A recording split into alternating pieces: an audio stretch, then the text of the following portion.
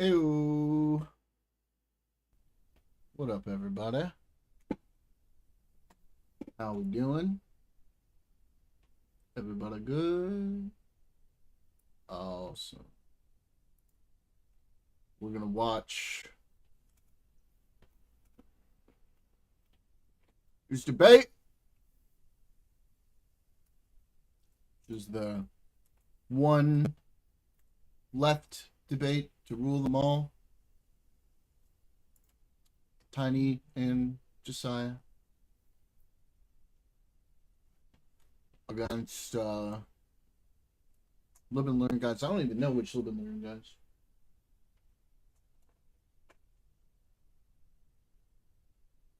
Hutch, at least. Maybe Swipel? I don't know. We'll see in a second. Should be interesting, though. Wait for you all to climb on in before we start. My final surrounded claim is that the body positivity movement is fundamentally disempowering. You can't go into changing yourself from the expectation that that will make you feel better about anything. And I don't think that our choices to make changes about ourselves reflect more self-love necessarily. They can. Okay. I think if you choose to take... So I don't interrupt you. Please continue. If you are choosing to take care of yourself, that comes from something within you that feels good for your body. Okay. And so the body positivity movement to me is not inherently about... It's not about taking, diet culture and just saying that is the root of all evil. It amplifies the ways that we have been harmed and feel shame inside. It's it probably is an a interesting harmful discussion. thing. My guess is Jillian Michaels will not be an unhinged fucking asshole lunatic about stuff, so I'm gonna be an interesting one.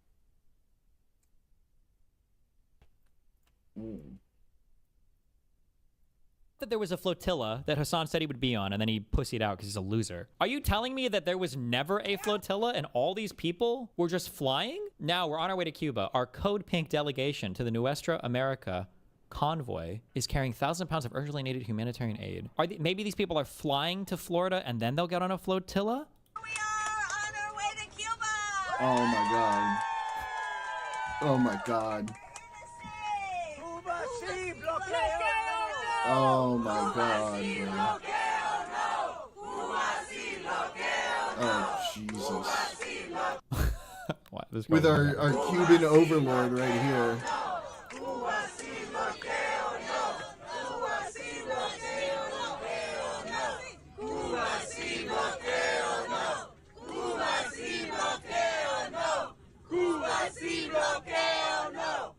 Oh no! Wait! I saw that one retard who doesn't know anything about anything. Where is he? There he is, that fucking piece of shit. I don't even remember what his name is, but that dude is an absolute scum human.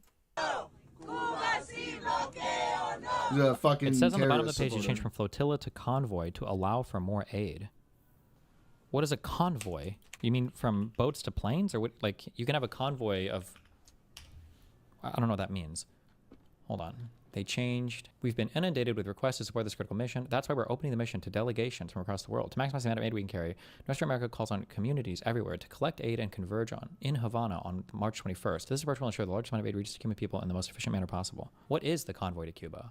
Coalition of individuals and organizations dedicated to delivering critical humanitarian aid to the Cuban people.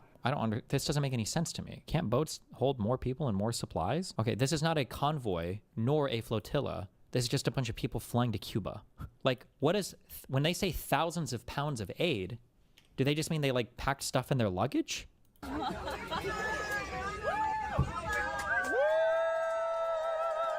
mean, it's gotta be. Because that's barely anything. Oh my god. With thousands of pounds of aid, gets ready to depart Miami to Havana. Loader box! There he is! I'm just kidding.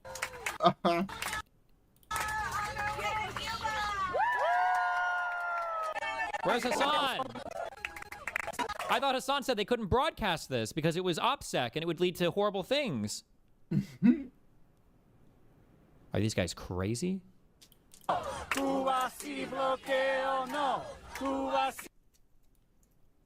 Oh my god. If they had thousands of pounds of aid, wouldn't you have like a picture of this or video of this? They are flying from LA Southwest, has a direct flight to Cuba from LAX. Well, but it says this is going from Miami to Havana. They might have flown LAX first to Miami, I guess, but then Miami to Havana. But what is the aid they're bringing? Wait, he's live! Oh my god. My king! Breaking Z update. Unfortunately, at ASU canceled our America Tour event that we had scheduled on Monday with the Omni Liberal. We are still showing up on campus anyway. As a result, we are filing a lawsuit against Arizona State University for violating First Amendment rights. The same day it was canceled, Mrs. Erica Kirk showed up at the campus and complained about America. Ironically, in that same meeting, Erica scolded her chapter members for not countering our event. She told them to stop talking about Iran and just talk about freedom of speech. I put the kids to bed and I thought to myself, you guys are in our backyard. And I was really frustrated that you guys weren't able to have the counter tabling for the UNF America Tour, and that really pissed me off. Especially because we have some really good people that could be on campus to counter program that. Dude, she Why didn't they have the sucks counter so tabling? much. Because nobody wanted to debate me because they knew they'd get crushed. What up, brother? We had the approval for this, by the way. I think like on the 11th, like a week and a half ago. They confirmed our event, so that's kind of Yeah, no, to answer your question, my husband isn't here to say whether or not we should be at war with Iran. I would love for him to be here right now and tell us if we should or should not.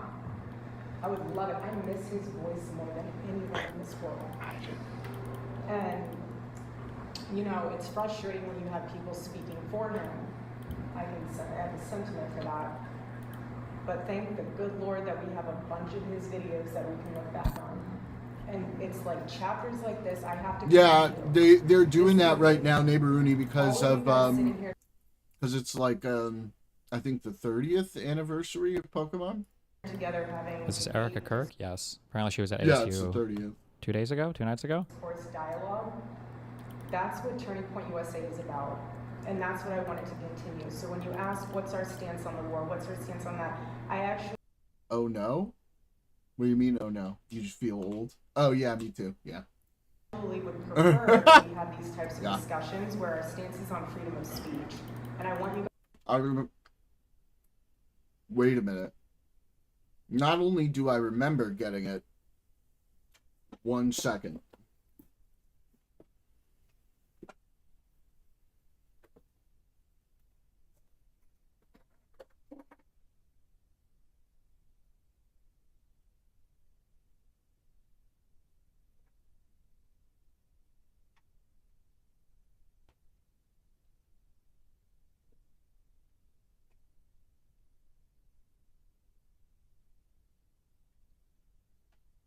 My original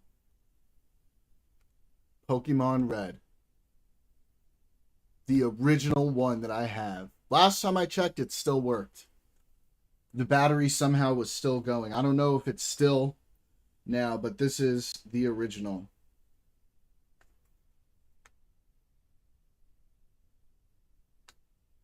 Oh, man. I know, it's because I'm, downloading stuff in the background, and unfortunately this does not, Xbox app doesn't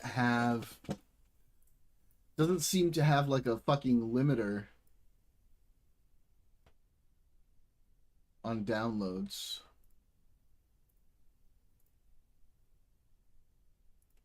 Yeah, I know.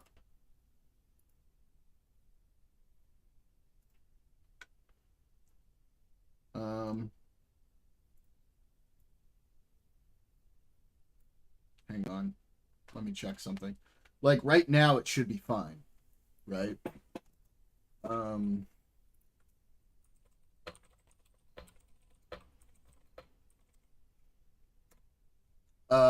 Spectrum. Oh, it's because it's part of fucking Windows settings. God, that's so dumb. Okay, I have to go to settings, okay? And then I have to go to Windows Update. And then I have to go to Advanced Options. And then I have to go to delivery optimization.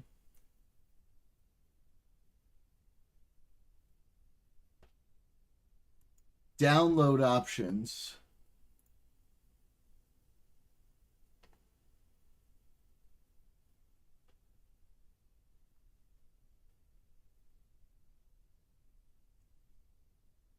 Wait, what?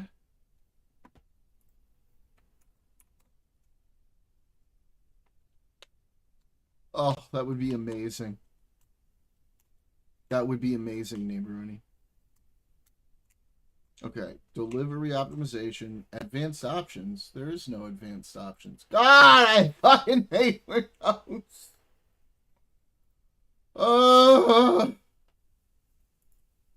Absolute bandwidth limit.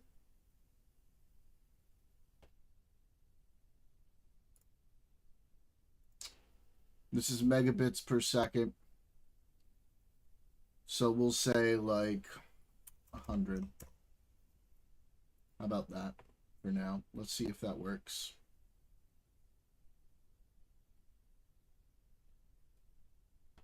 Of course it doesn't fucking work.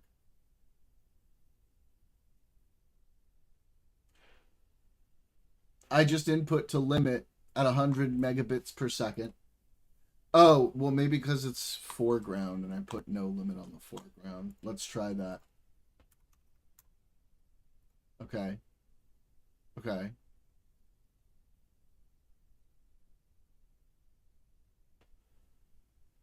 Okay. Now fix it. Now do what I said. Oh, for God's sake.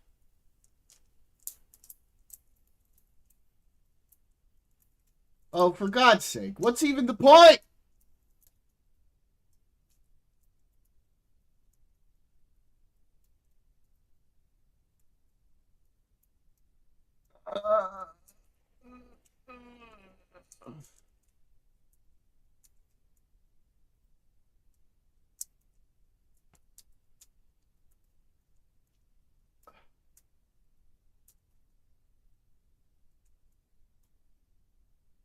Uh-oh, point to Windows 11 Xbox app, ignoring the delivery optimization limits. Bro, why? What is up with this fucking second-rate goddamn operating system? Why am I forced to game and stream and everything on this fucking shit OS?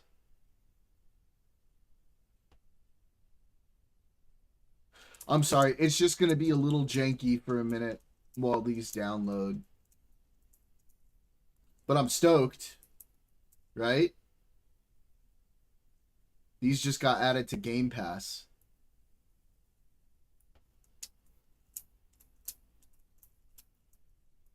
Us to all continue to just. Well, I retweeted. This isn't what Charlie would have wanted, guys. Clav responded. All right, let's Chicken see. biryani. Yep, exactly. Destiny is trying to interview. I use a capture card and I stream. I do the actual streaming on my Mac. So, I mean, back when I had the potato, you know, it was a big deal to have it stream off the Mac instead of the PC. Now my PC could handle it, but I already have it all set up that way and I'm used to it. So it's just easier and like, why not? The Mac can handle it. No problem, you know? It's an M1 Max, and even now, it's like a 5-year-old CPU. It still blasts most CPUs out of the water. Dude, Destiny fell off. You get it. What's the prize? I don't know, Chad. Where does Destiny even stream? How you got doing? fall off You doing, mod. bro, McB, by the way, Yeah, like can I tell political? you something, McB? Yes. I thought you were like a really like a fat Mexican. Honestly, It's because I have a woman's name. Right? You called the flotilla thing. Wait, what? So as far as the boat situation goes, we were originally going to do a boat. We were originally going to do a flotilla, but then the situation is fluid. The reason why we didn't do the flotilla is from America, it's much more difficult to pull off a flotilla, and we could bring more aid this way. We packed. I don't understand that saying. You guys are saying, well, they switched to a convoy because more people. How do you bring more aid via plane than boat? Why aren't we just flying all of the oil out of over the Strait of Hormuz then? Why don't we just fly everything? In what way does this make sense? You mean like the videos and everything on the Mac? But then I won't be able to hear it.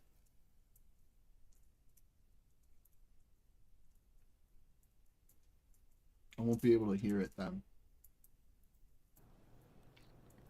Also, why do you have to leave from the United States? Aren't there a few other countries around here that you could theoretically leave from? The fucking cargo plane.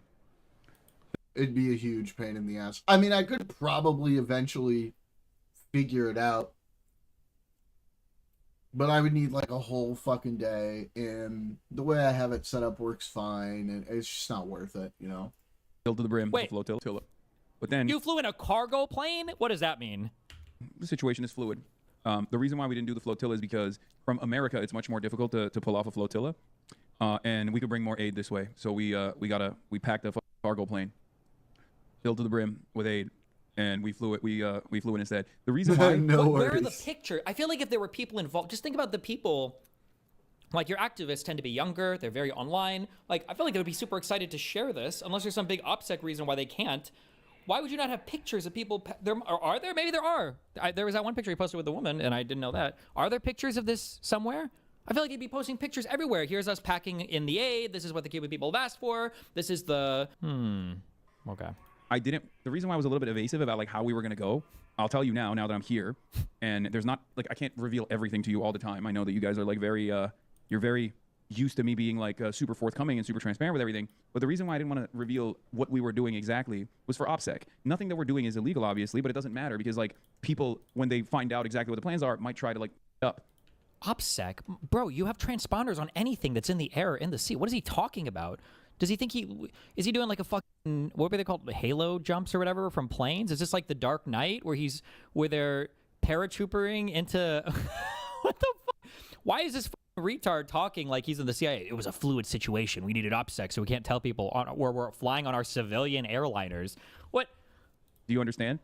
Because like in order to do this, like, and this took long ass planning, okay? This took a long ass time. To fly planes to Havana? What do you mean? To put together, shouts out to Progressive International, shouts out to Code Pink, Answer Coalition. Like, they've been working on this nonstop, and I've been trying to help out to the best of my ability. But like, you know, when like we had to keep certain things under wraps. Like you can't just like deliver humanitarian aid to Cuba without getting approval, clearance from the American government, mind you, because you could go to Cuba right now.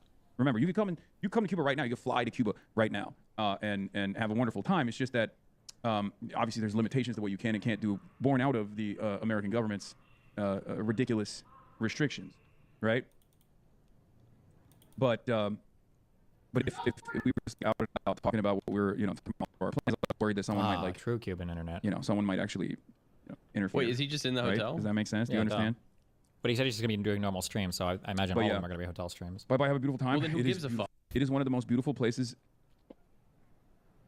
It is one of the most How do you even beautiful know if places he's in I've ever been to Havana? I hate all this so much, dude. As like somebody who, who has a family member who was very much involved in the situation in Cuba, this is so fucking frustrating. Straight up. Because there was a picture of him in the airport with a lady earlier. Don't you think? It's like it's literally, it is straight up. Cuba relies on tourism for a major part of the economy, right? I have awkward white American feels. Go in there while we're trying to kill them, brother. Yes, you come here, okay? Also, there's no guns here. Anyway.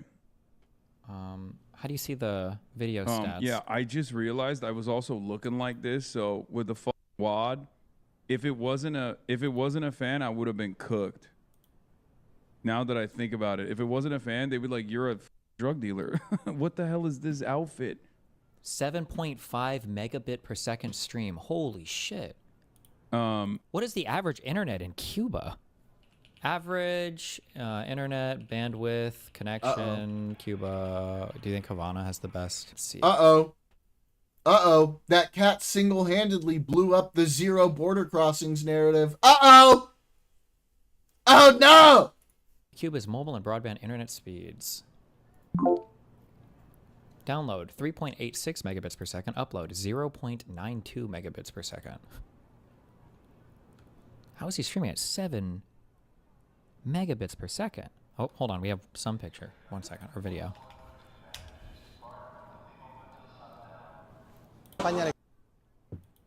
comunicación para hacer God damn it, I don't trust any videos that it's not like old footage. I can't imagine they would do that though, right? That would be so stupid. entender a las personas de Europa lo que pasaba en Cuba. They're eating the mice. They're eating the squirrels. They're coming from mental hospitals. They're coming from insane asylums. Bro, it's crazy to me that in 2026, he's still saying the insane asylums thing. Like, he's still confused. Like, either he's still confused about what it means to seek asylum, or he's just said it, and because his ego is so crazy, he just can't admit that he made a mistake about that. It's so goofy. Porque ellos no tenían una percezione reale di lo che stava passando. Faremo delle cose tutti insieme con della gente, adesso arriviamo un po' da Milano, un po' da Roma, un po' dall'Europa e quindi incontreremo anche il popolo cubano e doneremo questi farmaci anche proprio in alcuni progetti specifici che visiteremo. No, I was just waiting for more people to come in before we start. That's all. Nos hemos unido todos y todos han estado conmigo, sobre todo en Milán, recogiendo medicina, insumos y donaciones para que lleguen esos nuevos insumos médicos, aseo personal, alimentos para que lleguen Oh, a la there we go. We have videos of some things. isla porque los pueblos han despertado y se han dado cuenta que Cuba es el faro y que si Cuba cae, cae América Latina y cae el mundo. La solidaridad de Europa. Europa se despertó y comprendí lo que pasa en Cuba en los últimos días. Oh no, mucha no gente, you don't. mucha más de lo Bro, que es posible. bro, you've been there for like 2 fucking seconds. You have no fucking clue. You have no clue. Quería donar dinero, medicamentos, qué se puede hacer.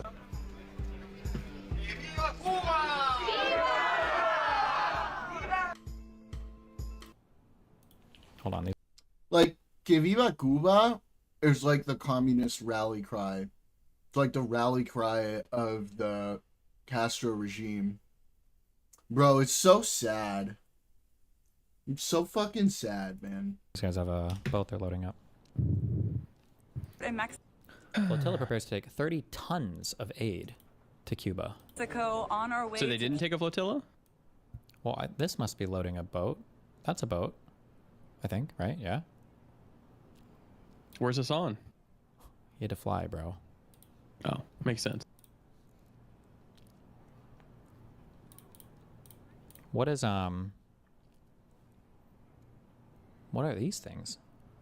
In Mexico on our TVs, big screens? No, I'm just kidding. way to Cuba. We're loading this boat behind me with tons of aid in the form of solar panels, medical supplies, and food. Oh. This is part of the Nostra America convoy where hundreds of thousands of people have donated, have mobilized. Do solar panels, if everything is fucked, or so, why do I feel like I remember Puerto Ricans complaining about solar panel shit? That like they don't have, I feel like I remember this. I don't remember. They don't have converters or something? It should be I in a don't good know. solar zone, right? They have like, maybe they sent like solar That- panels and no batteries or something? I don't know. What left from the Yucatan yesterday? If you have nothing, I feel like solar panels are probably better than nothing. Not They if you probably don't don't have something to batteries. store the Well, I think energy. just having power is probably good, right? Many of whom are going to be in Havana meeting us when we get off the boat. They Yeah, but like just a solar panel, if you just have a solar panel and no batteries, that's so inconsistent even during the day. Like a cloud passes, you know, in front of the sun, you might lose too much power to be able to do things. already been on the ground there distributing aid, meeting with local people, and seeing how the U.S. blockade and the recent escalation of withholding fuel is affecting the people there. Myself, as someone from the United Bro, how are you going to Cuba wearing a fucking keffiyeh? And it's not even a Palestinian keffiyeh, which, as if I recall, wasn't originally Palestinian. It was like Egyptian or Iranian or Iraqi. I don't know. It was like taken from another place. She's wearing a Jordanian keffiyeh in Cuba. I hate these people. I hate these people so much. States, my tax dollars are going to these policies, the billions that we send for war, the $1 trillion Pentagon budget, the bombs that are dropped in Iran and Lebanon, the ongoing genocide in Palestine, economic warfare in Cuba. There it is. It has to end. The war is also coming at home with the militarization of our streets, when yet we can use that money for healthcare and for housing. This convoy goes to show how quickly people mobilize and how much people power can meet the needs of people, but at the same time we have to continue to pressure our government to end these cruel policies, whether they're bombs that drop or sanctions that go on. We need to fight for climate justice. I know we're clowning on us not for this, but flotilla/humanitarian aid from America and Americans to Cubans in theory is a good thing in order to flip the Cuban populace to our side, right? Not so. My historical understanding of these things, and by that I just mean a lot of them having to do with. Oh no, actually, I think it happened with Bolivia, as well as with Gaza a ton. Is usually the flotillas are activist missions that are sometimes used to. They're generally these are seen as like activist things. Like it's not. I don't think it's generally seen as like actually helpful aid. No, because it's barely any aid. Something to the issue with us embargoing stuff going into Cuba. The only problem, like they said, they brought how many tons? It was like 50 tons of aid or something when we looked it up, which is about 2.5 18-wheelers. and the thing that sucks is that all these people just hate the West and hate America. So they're not like there's no real like policy change or anything that these types of people can effect because they're kind of disconnected. I can't speak to Code Pink, but for people like us analysts, they're disconnected from our political system anyway.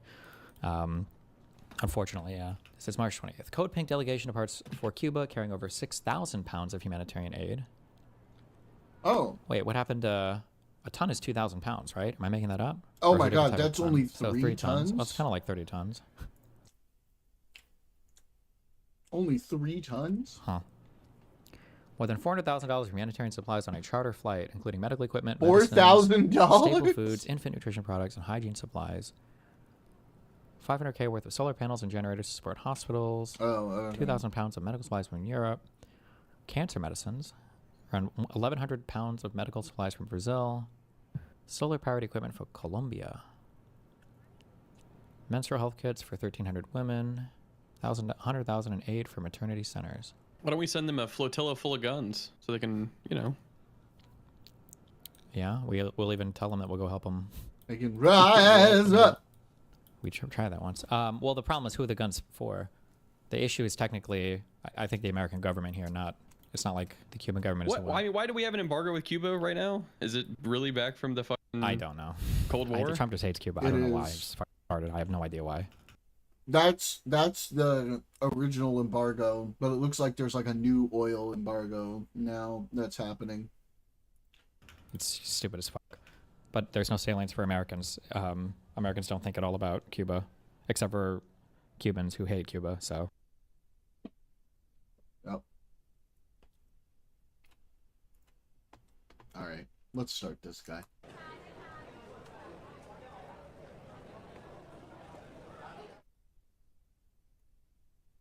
How many people here are sick?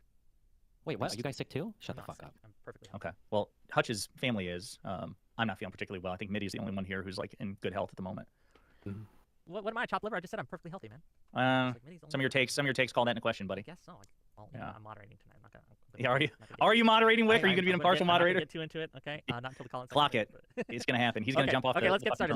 Enough of this nonsense. Okay. All right. Welcome, one and all, to yet another episode of WhickTV. It's a cross-ideological space where we come together to talk about political and cultural. WhickTV. And tonight, we're here for the final battle for the soul of liberalism.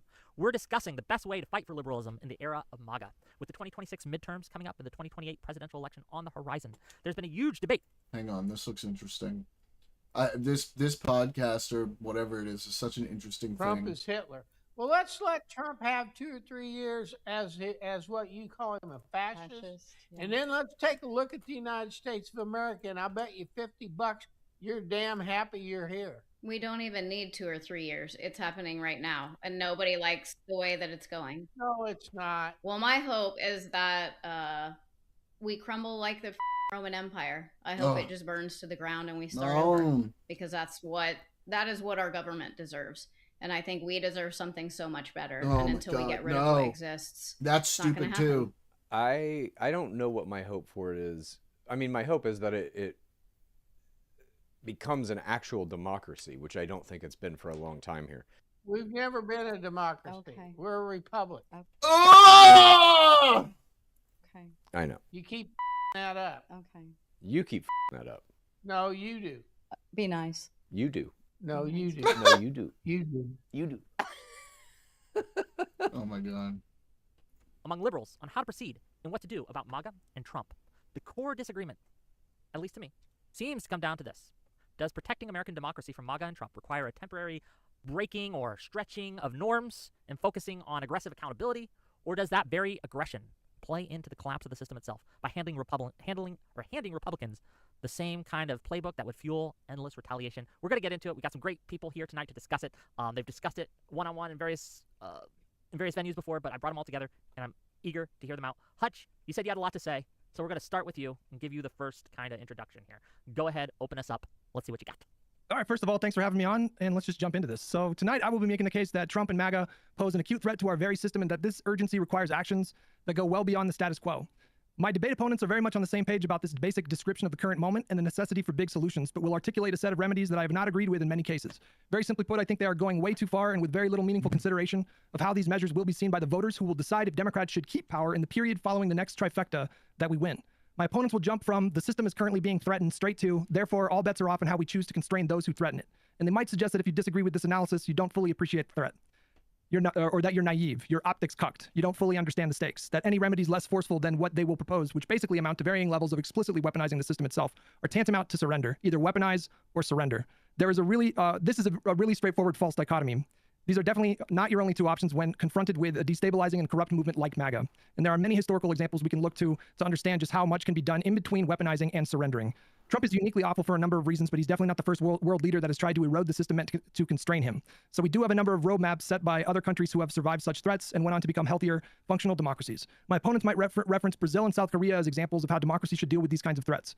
But both of these cases will strengthen my argument that harsh or strong actions coupled with reforms within the system represent the clearest path back to something resembling healthy or normal. In Brazil, Bolsonaro's attempts to subvert democracy empowered a pro-democracy coalition to take power from him democratically. And the courts used harsh but entirely constitutional actions to constrain him. In South Korea, after their leader tried to do a swift power grab, it was the legislature and courts that used constitutionally permissible actions to constrain him. But the courts did not rubber stamp every move the legislature tried. There were still functional checks in place to block the legislature from doing whatever they wanted. In neither case did political parties abandon their commitment to democracy and liberal principles in the course of their actions to rein in those would-be tyrants. My opponents might fatalistically suggest that the moment we are currently in represents something analogous to Germany in the late 20s or Italy in the early 20s. These are extremely flawed analogs because both Italy and Germany had structural weaknesses that made them more vulnerable to those takeovers. Germany had been crippled enough by the Treaty of Versailles, so they were among the hardest hit countries in the world when the Great Depression hit. That, along with their collective humiliation post-World War I and a system that allowed for constitutionally suspending civil liberties through emergency decrees, allowed for someone like Hitler to rise to power. Italy was also not faring well during the Depression, but their worst problem was a fully impotent response to the fascists using more and more extreme violence and brutality to accomplish their goals. The current moment in the U.S. is marked by erosions and acute threats, but these do not rise to the kind of problems Italy and Germany faced before they succumbed. Another problem to point out here is that we just don't have a lot of solid examples of countries. My issue with this is that if we're at that point, like the Germany-Italy point, I feel like it's already too late. We're America. We need to like take a fucking stand and say that kind of shit is absolutely never, ever, ever, ever acceptable here. And if you try to do it, you will be punished severely. That's why I think we need to do it, is to like set an example and be like, never will we allow anything like this again. When political parties of other countries weaponize the system in extreme or illegal, explicitly partisan ways to ward off preemptively a threat by another party, and this ended up working out well. We have, in comparison, many examples of countries that dealt with threats in ways that preserved and strengthened their liberal systems over time. Okay. I had a little bit more, but I feel like Yeah, maybe I think we'll save that. We'll get Sure, into let's it. go. I promise you. Okay, in the open block and forth. Thank you for being here. I'm really curious to see how this is going to go. We got Mitty here, who is on Team Hutch, and he has a few things to say. So go ahead, Mitty, and try to keep it a little shorter, and then we'll give it to Decide the Destiny. I'm Mitty. I am just a guy. I'm around. Shout out to Nazi Erudite server Super Ego. If you want to talk to me at any point about any of this, catch me there. Please don't message me. I don't want any of that, please. But my opening statement hits some of the same notes, but I'll try and get through it pretty quickly. Everyone here agrees that any electoral win for MAGA is a step away from the essential values of liberalism in our country. We also agree that deterring MAGA 3 is going to be multifarious. Everyone here wants accountability. If we agree there, maybe you could write off some of our disagreements as disagreements of emphasis. But I think that something else is happening, and I worry it will hurt us in the long run. Simply put, I think the North Star of our party should be breaking congressional gridlock, re-embracing what little bipartisanship is left on the table, and fixing the legislative branch. There's no best future for America without this. Stephen and Josiah are happy to include this strategy in their deck, and I have no qualms with accountability or even a strong emphasis on it. But I feel the narrative that drives them to that emphasis isn't zero-sum with mine. I think it's a narrative that chills the motivation for legislation and reform. And you can blame, what I think drives that narrative is a kind of a black and white thinking. It's a narrative that's formed from being just engaged enough to get all of the terrible news, but stopping short of the boring follow through and how all these things were resolved. It feels like all of the pomp and very little of the circumstance. And you can blame Wick for that comment. He told me to be confrontational. I think a jaywalker is not a petty thief, is not a bank robber, is not a murderer. Trying to be specific here might feel like you're downplaying the threat. But while a black mamba and a lion can both kill you, trying to say that a lion isn't venomous isn't trying to deny or ignore that the lion is in the room. I see the other side of this argument. Both Stephen and Josiah understandably treat the Trump administration like a rabid bear, tearing through fences, doing as he pleases, when he wants. How could I possibly see this man's foreign policy and say anything else? Of course, from this point of view, fence reform sounds a little silly. But when I look at his domestic agenda, that image to me shatters almost entirely. I stop seeing a bear. I don't see a tyrannical dictator. What I see is an opportunist. I see a hyena that knows his weight, roaming the zoo, killing smaller animals while avoiding the lions. He's not the biggest animal in the zoo, and he knows it. I think Destiny and Josiah, to some degree, both make the mistake that Ezra Klein warned us about in February of last year. They believe him. Trump has spent his entire last year doing what he does best, making a fuss and moving the goalpost, saying one thing and then doing a more timid thing. He's a freak in foreign policy sheets because he's the king of that jungle by default. Domestically, though, the only lesson a future authoritarian could ever learn by looking at the Trump administration is to basically do everything differently than him. Where Trump is succeeding, he's depending on decades of heritage-style policy hawks combing through every letter of the law to find its weaknesses.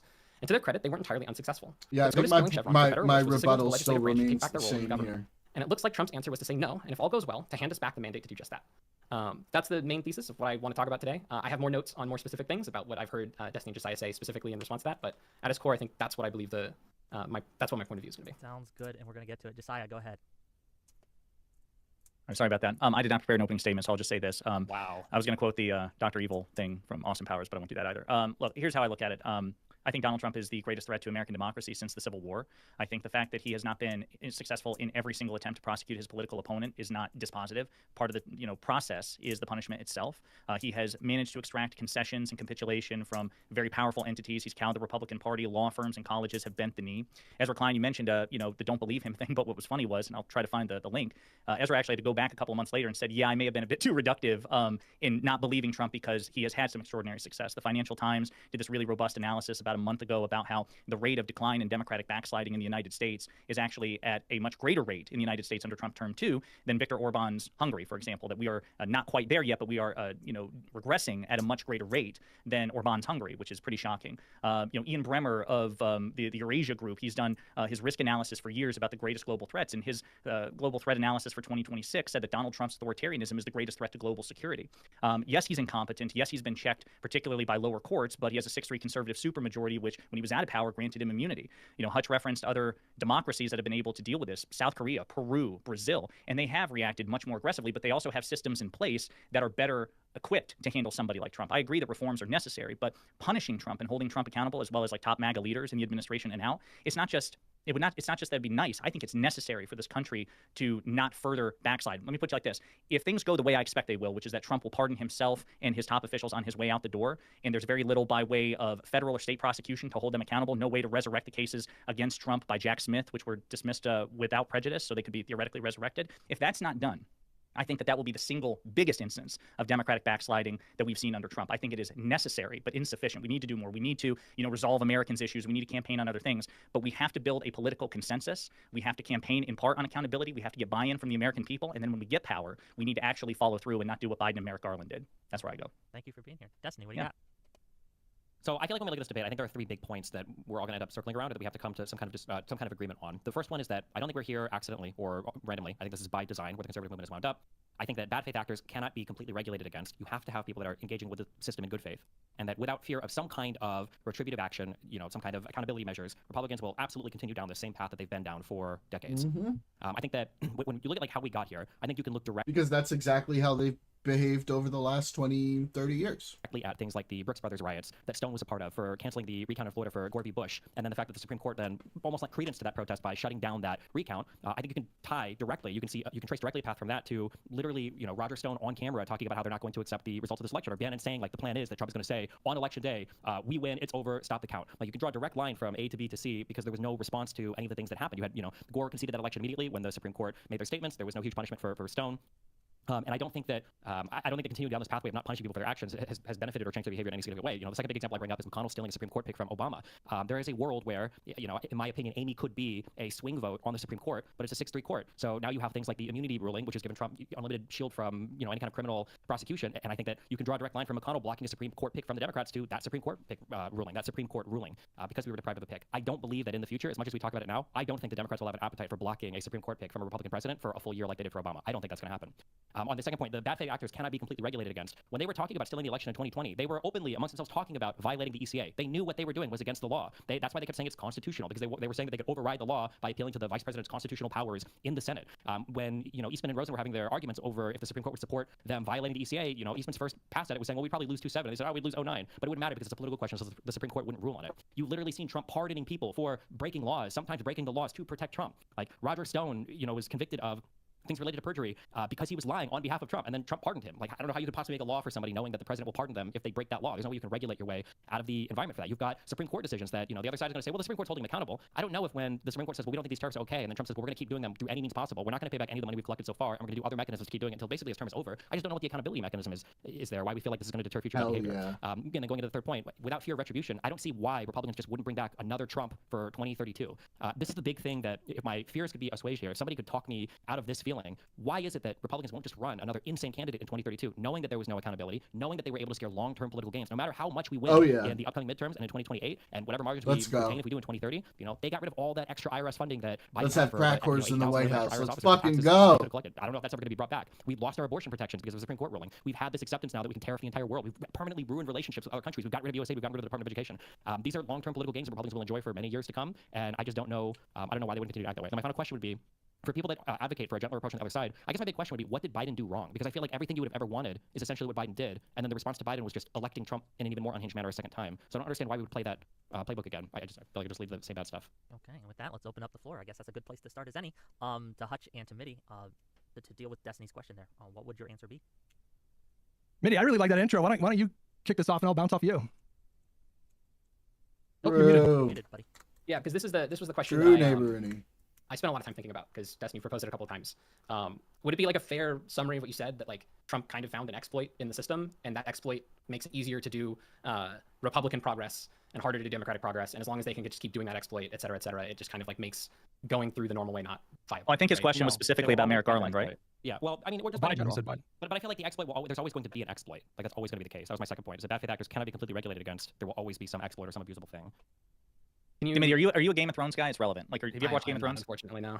So, spoiler alert for season 1.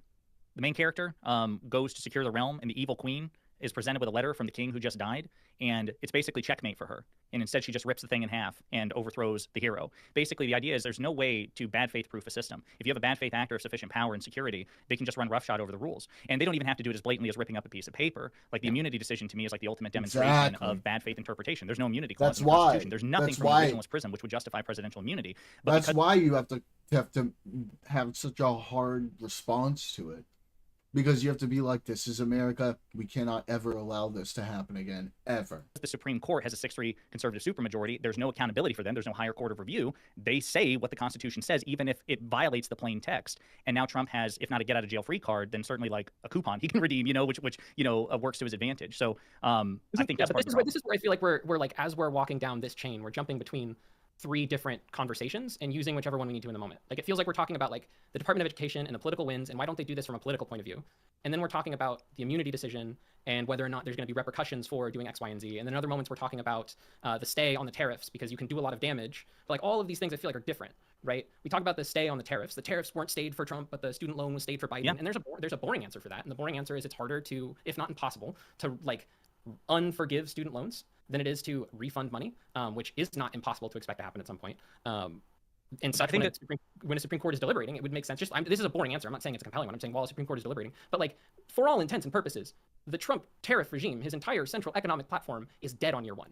So with all due, I'm sorry, I got to cut in there. And Destiny, you're more conversant on this than I am, so you correct me if I'm wrong. But I actually disagree with that. In the tariff decision, even the justices themselves, including, I believe, the ones who voted to strike Trump's tariffs down, they acknowledged that it was going to be a fucking nightmare, like a bureaucratic nightmare for Trump to refund all of those tariffs. That was a shared consensus among the justices, both the ones who struck it down and the dissenters. So I reject the premise that it's relatively easy to refund the tariff revenue. I didn't say easy. I said, or if I did say easy, I take it back. I said it might happen. It might happen in some respect. You said compared, you said compared to the student. Just real quick. Go ahead, Hutch, and then just. Well, I think he meant theoretically easy. Like it's like on paper is easy. I think it's well, we all agree it's easier than unforgiving student loans. I don't know why that would be. Because even if we grant you that, even if we grant you that the court is tilted in Republicans' favor, I don't know who would deny that. But even if we granted that, I think the thing that we're trying to focus in on here right now is like, are there currently checks against Donald Trump that are meaningful? And there are. I mean, Destiny, you can just. Neighboruni.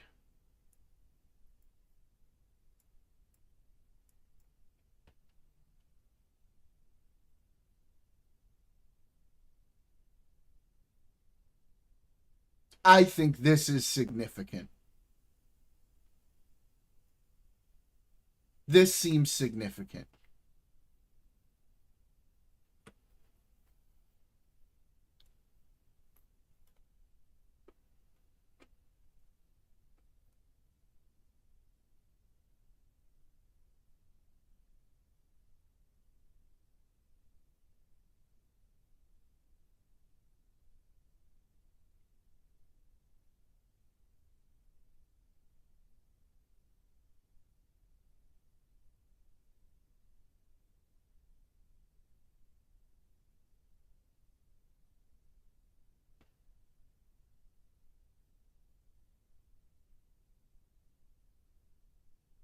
Because look, even the highs and lows are moving pretty significantly. I don't know. That looks pretty significant to me. Yeah, over the last 6 months, maybe. But like if we're understanding the margins that we're talking about here, which are very thin, this movement here recently, this is steady. I don't know. This appears to be the highest disapproval. And the lowest approval. Oh.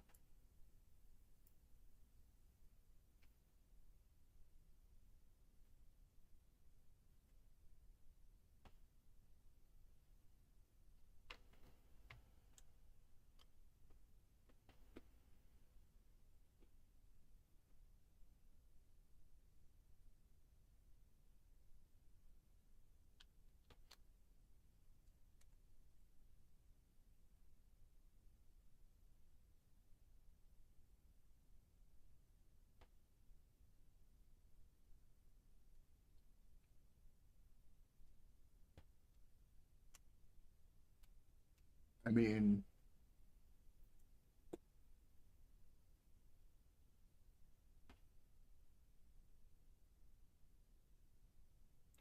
this seems like pretty clear movement to me. Yeah. I'm not like sitting here like, oh my God, this is wow, this is it. But, you know, if this continues, if this is a trend that continues, yeah.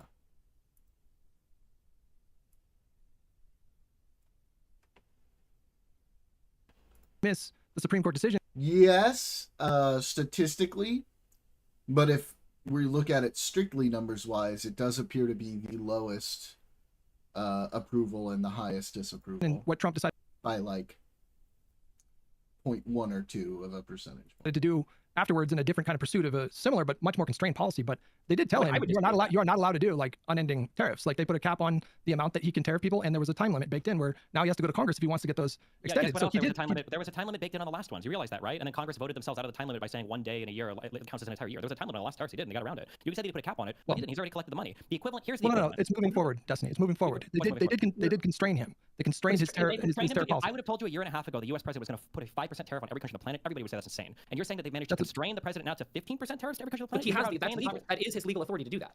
I don't. That's not agree with that. lawlessness. I don't know where that comes from. That he's able to do that unilaterally with no oversight from Congress. No, he's appealing to a law. The law has review But processes. he did respectfully. He did the same thing with the tariffs that were struck down.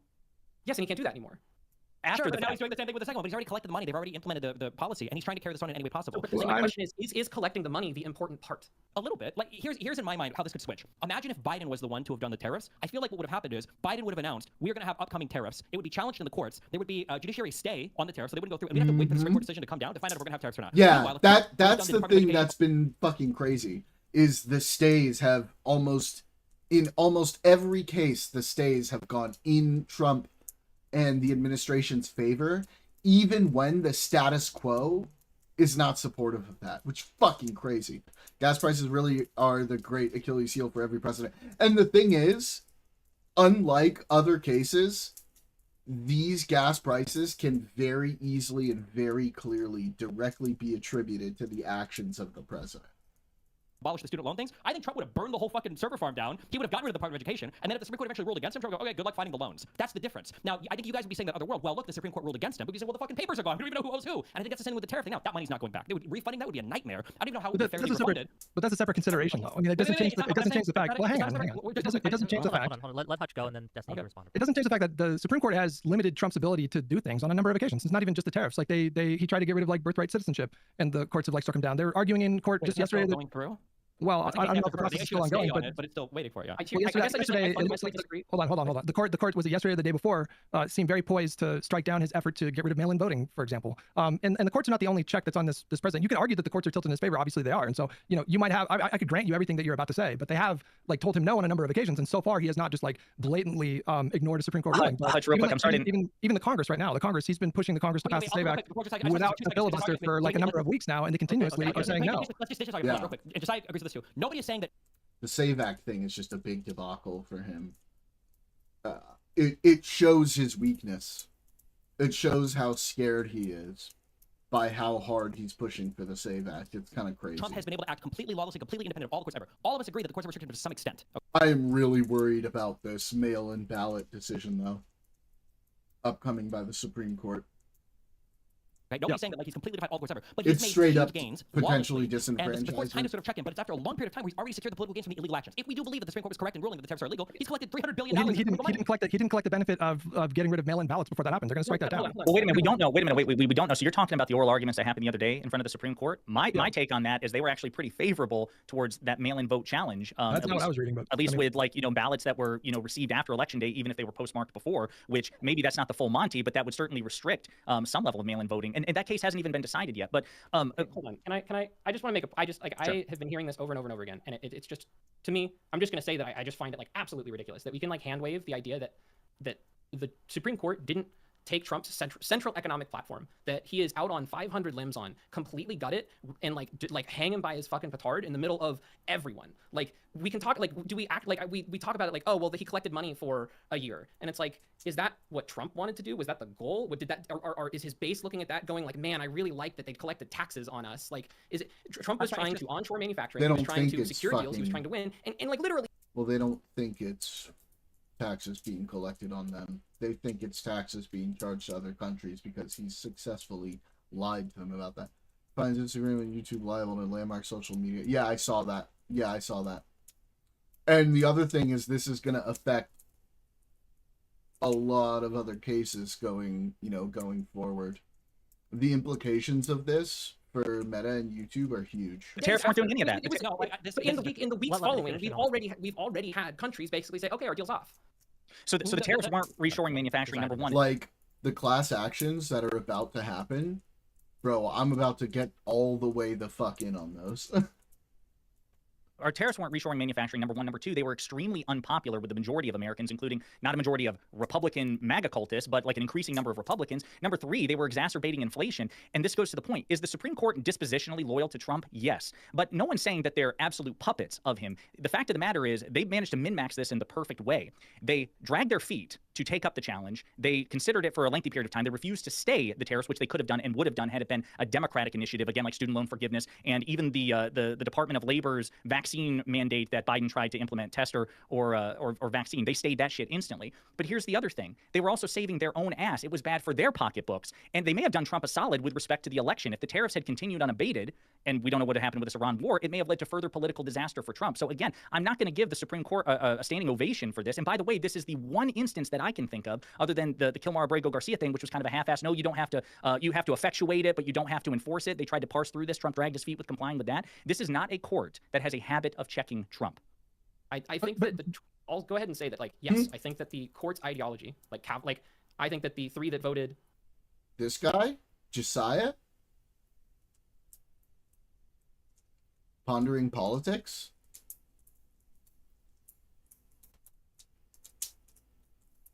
He's on Destiny's side for this. He's pretty well known. The three conservatives that voted against tariffs have a consistent ideology that I think will often err on Trump's side more. But I guess I just disagree that those three in any way are considering Trump's political agenda. Here's the thing. I will say, I'll name names. I think Kavanaugh is like in space. I think Thomas is probably overtly corrupt. Like, I'm not going to deny those things. But like Gorsuch himself quite literally says, like, hey, this logic shot down student loans. So this is what we committed to, and we're going to shoot down tariffs. Like, I guess this like additional motivation for the Supreme Court to like save Trump from himself, to justify the idea that actually Trump can't do anything he wants, and in fact is kind of like completely caught out in the middle of the entire world after using these to bully nations, and now has no economic platform and has skipped to his final, what's usually the final like sundown foreign policy years. He's jumped straight to that immediately because he has nothing left. And we can go into. Yeah, go ahead. I just want to say also, like, you guys are making the case for reforms. That's what you're doing. We should reform the court. We should take aggressive action to reform this court. Go ahead, like, Destiny, that's a different argument than we should further erode the system. Destiny has Before the reform arguments, like, I just don't see how this is a loss that you can do a thing that, like, if we agree with the Supreme Court's ruling, that the Supreme Court ruled correctly, what they've said in effect is that the whole last year of tariff stuff was illegal.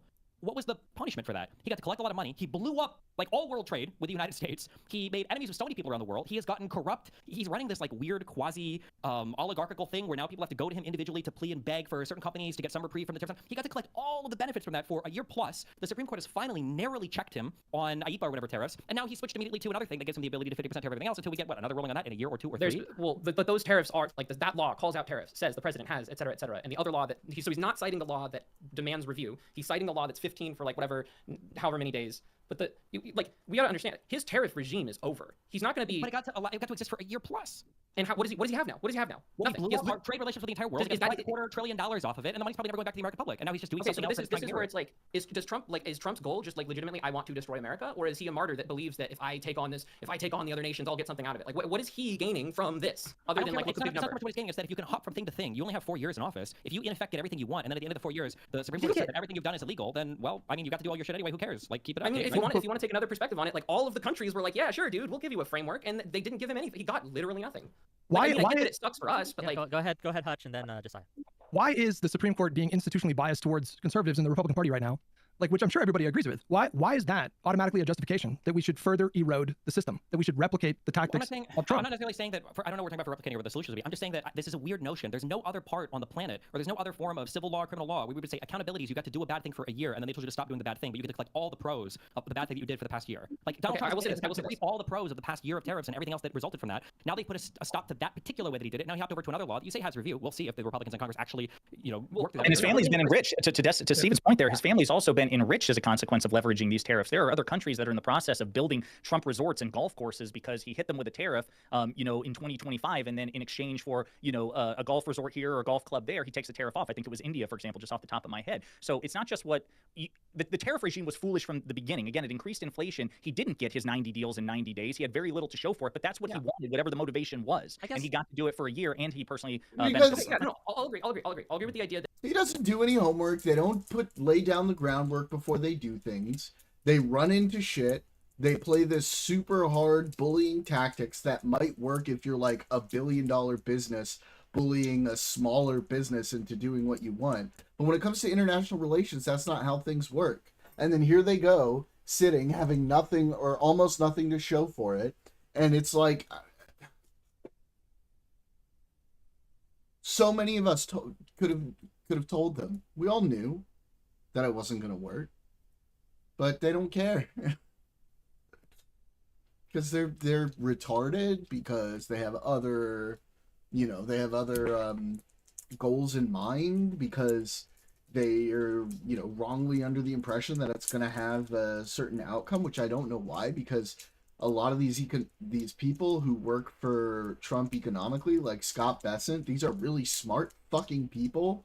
But then instead of listening to like someone like Scott Bessent, we know now he listened to Peter fucking Navarro when it came to the tariff regime. Peter fucking Navarro. He's just such a dumbass. And Trump probably ludicrously benefited from it. But the underlying idea is or at least one of the things I was responding to with this is this idea that you can't regulate bad faith actors, right? Yeah. But I'm looking at what we're seeing right now, and I know we can at the end what he has left is what the regulation allows him. And when I say his tariff regime is done, he's not going to other countries and making demands about a 15% tariff. He's not on whim saying this and that, which was the whole premise of the IEEPA tariffs, right? And I get that there's always going to be something, but we've literally never had a Trump before. I never had a Trump 2, never had a Trump 1. I know we're but this idea that we can just infinitely hop between laws and there's always going to be something that allows the president to do whatever, the word precedent exists for a reason. We do close these things with precedent. And with that being said, I am in favor of putting more liberals on the Supreme Court. Not necessarily in favor of packing courts, but I am in favor of putting more liberals on the Supreme Court that would stay the tariff order. How would we do that? Well, How do we do that without packing the courts? Before we move on, I just mean win Okay, elections. hold on. We got a lot of places to go, and I think Chad asked a question earlier that I'm really curious about, and I know how to we shouldn't just breeze past that. I mean, why how can you justify jumping straight from you're laying out a very real problem? I don't think anybody on this panel disagrees with the structural imbalance, the institutional bias towards the Republican Party right now. But that's not enough for me to say we should, copy what Trump is doing or emulate his sort of, I would just say open corruption, open weaponization. Why are you jumping straight to that? What is the justification for that? Because if we don't agree on this point, then everything else fails. Do you think, I can't speak for Josiah, but do you think that if a president comes in and they abuse an exploit for 1 year, they get checked on it, and then the second year they find another exploit to abuse, they get checked on it, third year they exploit another thing, and then fourth year they exploit another thing, and by the end of those 4 years, they got to exploit a different thing every single year, but it got checked on and patched, and then the next president comes in. Was that a successful functionality of the system? If the last president was like that, I would argue that's a weakened system. Is that the system working as intended? Do you think that's a good? It was good that the system at least checked the guy? Because in my world, it is working as intended, but it is weakened. But that's not an institution being weakened is not in and of itself a justification to step outside of the boundaries of the system to address that problem. It sounds like you guys are saying that as long as you're checked eventually, and the check is to tell you to stop doing that you had a huge benefit from. For us, it doesn't work that way. If I violate a contract, they don't just say stop violating it. There are real damages, there are liquidated damages, there might be penalty clauses built in. If I break the law, let's say that I scammed somebody and I broke the law, not only are there criminal penalties, I'm going to pay restitution to the victim. I can't keep all the money that I made. But for the president, what are you asking us to do? What are you asking us to agree to? I'm just saying is it seems like the MIDI I think made the argument that the Supreme Court did a really good job at eventually shooting down the tariffs, but in my mind the damage has been done. That's not accountability. That we got screwed there. They won. That was good for them. They won on that. He's wanting to know if you regard it as a meaningful check, which he and I don't. I mean, it is undeniably meaningful. Yeah. You could say it's insufficient. You could say that it's insufficient and that it's leaving space for personal enrichment, and that a court that would allow and not say things and allow illegal things to operate would be enabling personal enrichment. I'm totally okay with admitting that. I want more of liberals on the Supreme Court. I want more people that would stop that. I want more ACBs and I want less Kavanaughs. The reason I'm talking about the tariffs the way that they are is not to say that that was an ideal response or that was great, that was awesome, good job Supreme Court. I have a lot of resentment towards a lot of what the Supreme Court does. What I'm trying to say there is that Can I ask your question? I just want to say something. Okay, let's say, because this is what it all comes down to for my last question. Let's say that Trump would have known, all the Republicans would have known, that on day one, if they do the tariffs, the Supreme Court would block them eventually in a year and a half. Do you think they still would have gone through with it? Because in my mind, the answer is obviously yes, and that's the problem. Well, yeah, probably, but again, expand on the question more. What do you mean? If they knew that by the time this gets through the Supreme Court, they're probably going to rule against us and peel them back, would they still have enacted the tariffs? Oh, not if they stayed at day one, but if they knew that after it all. I agree with you there. But so they would have still done the thing, but then that goes to my argument. I don't think so. You don't think they would have gotten repealed? I think Trump and his people genuinely truly thought they could get away with it. Unironically. No, but that doesn't. So maybe I'm confused now. Maybe I misunderstood because I thought you first said yes and then no. So do you think if they knew, kind of like how in Stephen's opening he gave the example of when Trump was trying to overturn the 2020 election and the lunatics in his legal advisory team were like, we'll just flagrantly violate the ECA and yes, it'll go down 6-3, 7-2, 9-0, but we should do it anyway to buy time. His question is, do you think if Trump had known the Supreme Court will eventually strike down your IEEPA tariffs, would Trump have done it anyway? Do you agree? But this is where Eastman is not Miller, is not Hegseth, is not Trump. I genuinely think that the like Eastman and them. I like, understand, but they- can you answer the question? Like, no, I'm asking you to just give me a yes or no. No, I sorry, you're right. What I'm trying to say is that I think that the people Yes or that, no? pushed for tariffs and He put needs that a forward peace, and made that Kyle. and said, Trump, make this your central platform, or here's this law, we can do this. If they knew they had a time machine that sent them the signal and they had absolute confidence that, oh, at the end of this year, what happened, I don't think they would do it. No. Jeez. Okay. Hard But to say, again, but okay. I feel like this part is kind of the less Why? important part. Like I feel like I feel like they absolutely would. They'd be like, well, we'll just do it for a year and a half then. Fuck it. both myself and Mitty, I assume, would already grant you. And we'll just use the time to bully these other countries harder into signing deals that we want. I feel like they definitely would. The current situation with the courts, well, specifically the Supreme Court, is untenable, and it does require reforms and something to address the situation. So we can just grant you all of that, and we arrive back at my question, which is, why is the institution being biased towards the Republican Party alone a justification to further erode the system? Okay, to can I be just say, like, one- authoritarian. No, What hold are on, Stephen hold on, and Vinny. I want you're gonna distract from that question. I think that question does deserve to be answered. I want to give it to Josiah, and then we'll give it to Destiny if he has something to say about that. And then I'll What if let you go. Stephen and I proposed that regarding the Supreme Court in this instance that would erode the system? Well, I don't know about you, but Stephen, proposed, I don't know if he was memeing or not being serious, but he proposed possibly kidnapping Supreme Court justices.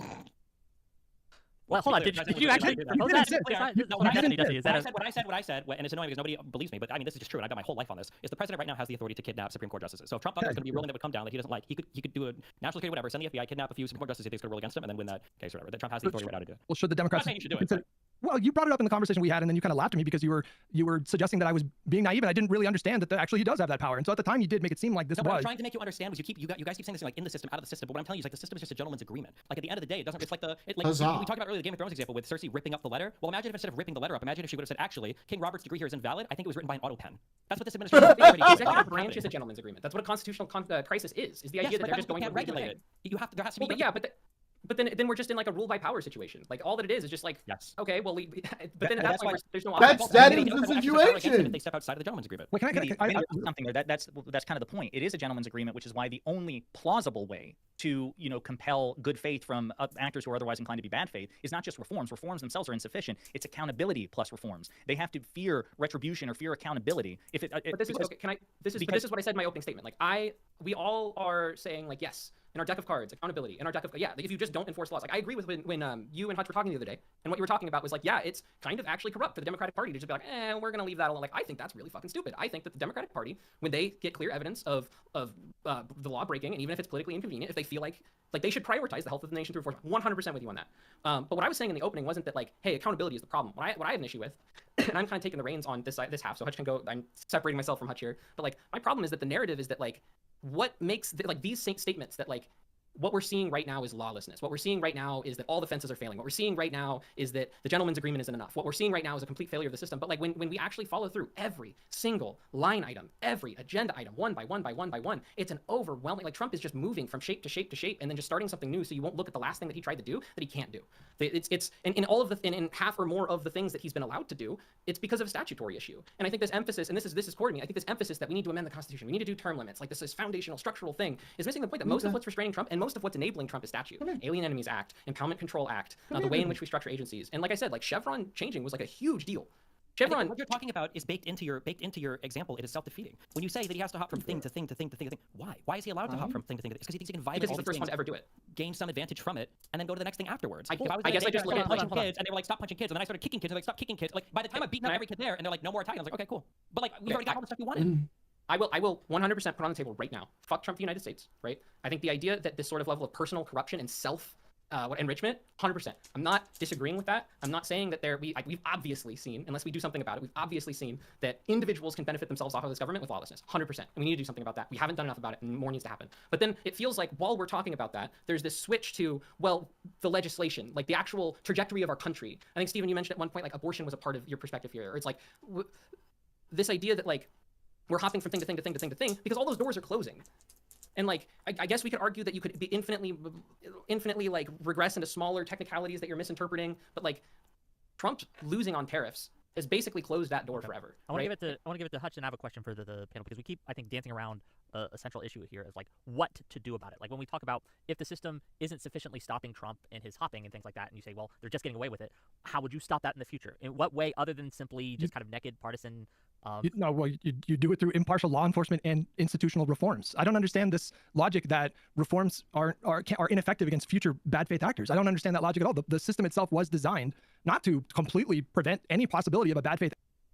Okay, but like everybody here is in favor of reforms. But on top of that, what's really important is like criminal accountability, like actual accountability. Actor ascending to power in the United States, but to potentially constrain such actors in the future. And the way that we've dealt with these kinds of things in the past to great effect, to really productive effect, was through reforms. I mean, you can say that, Trump existing and winning re-election in 2024 nullifies everything that we've done in the past that's helped. But I mean, all of these post-Nixon reforms, I have a list here, but there's a lot. It was numerous, and it did help and strengthen the system. That didn't mean that these reforms were a guarantee against bad faith actors. I just don't understand this. When you say that, when you say, I'll just close out with this. When you say that no, he was talking about Josiah. Reforms, you can't expect them to constrain bad faith actors in the future. That kind of reminds me of the argument of like, well, there's no point in passing any laws because criminals break laws. But this is when you talk about deterrence. Like, if you actually put reforms in place that would add criminal penalties to the things that the Trump administration are currently doing, that would make them future Trumps susceptible to criminal prosecution after they're done. That is a deterrent. And you can't, are you saying that that's not a deterrent? No, it can be, but that's the point. That hasn't happened. You cite the Nixon reforms. Trump's violated all the Nixon reforms. The Nixon reforms were not binding on Trump. He just said no. He said the norm about how the president doesn't dictate prosecutorial decisions. He's like, no, Pam Bondi, I want you to prosecute X, Y, and Z. And even if you say, well, many of those prosecutions failed, that's not a consequence of Nixon-era reforms. That's other aspects of the system, like grand juries and things like that. So the Nixon reforms... But he didn't violate all the Nixon reforms. Like, part of the Nixon reforms was like strengthening FOIA. There was a Privacy Act of 1974 that limited the executive branch's ability to surveil citizens. They tightened restrictions on like FEC regulations.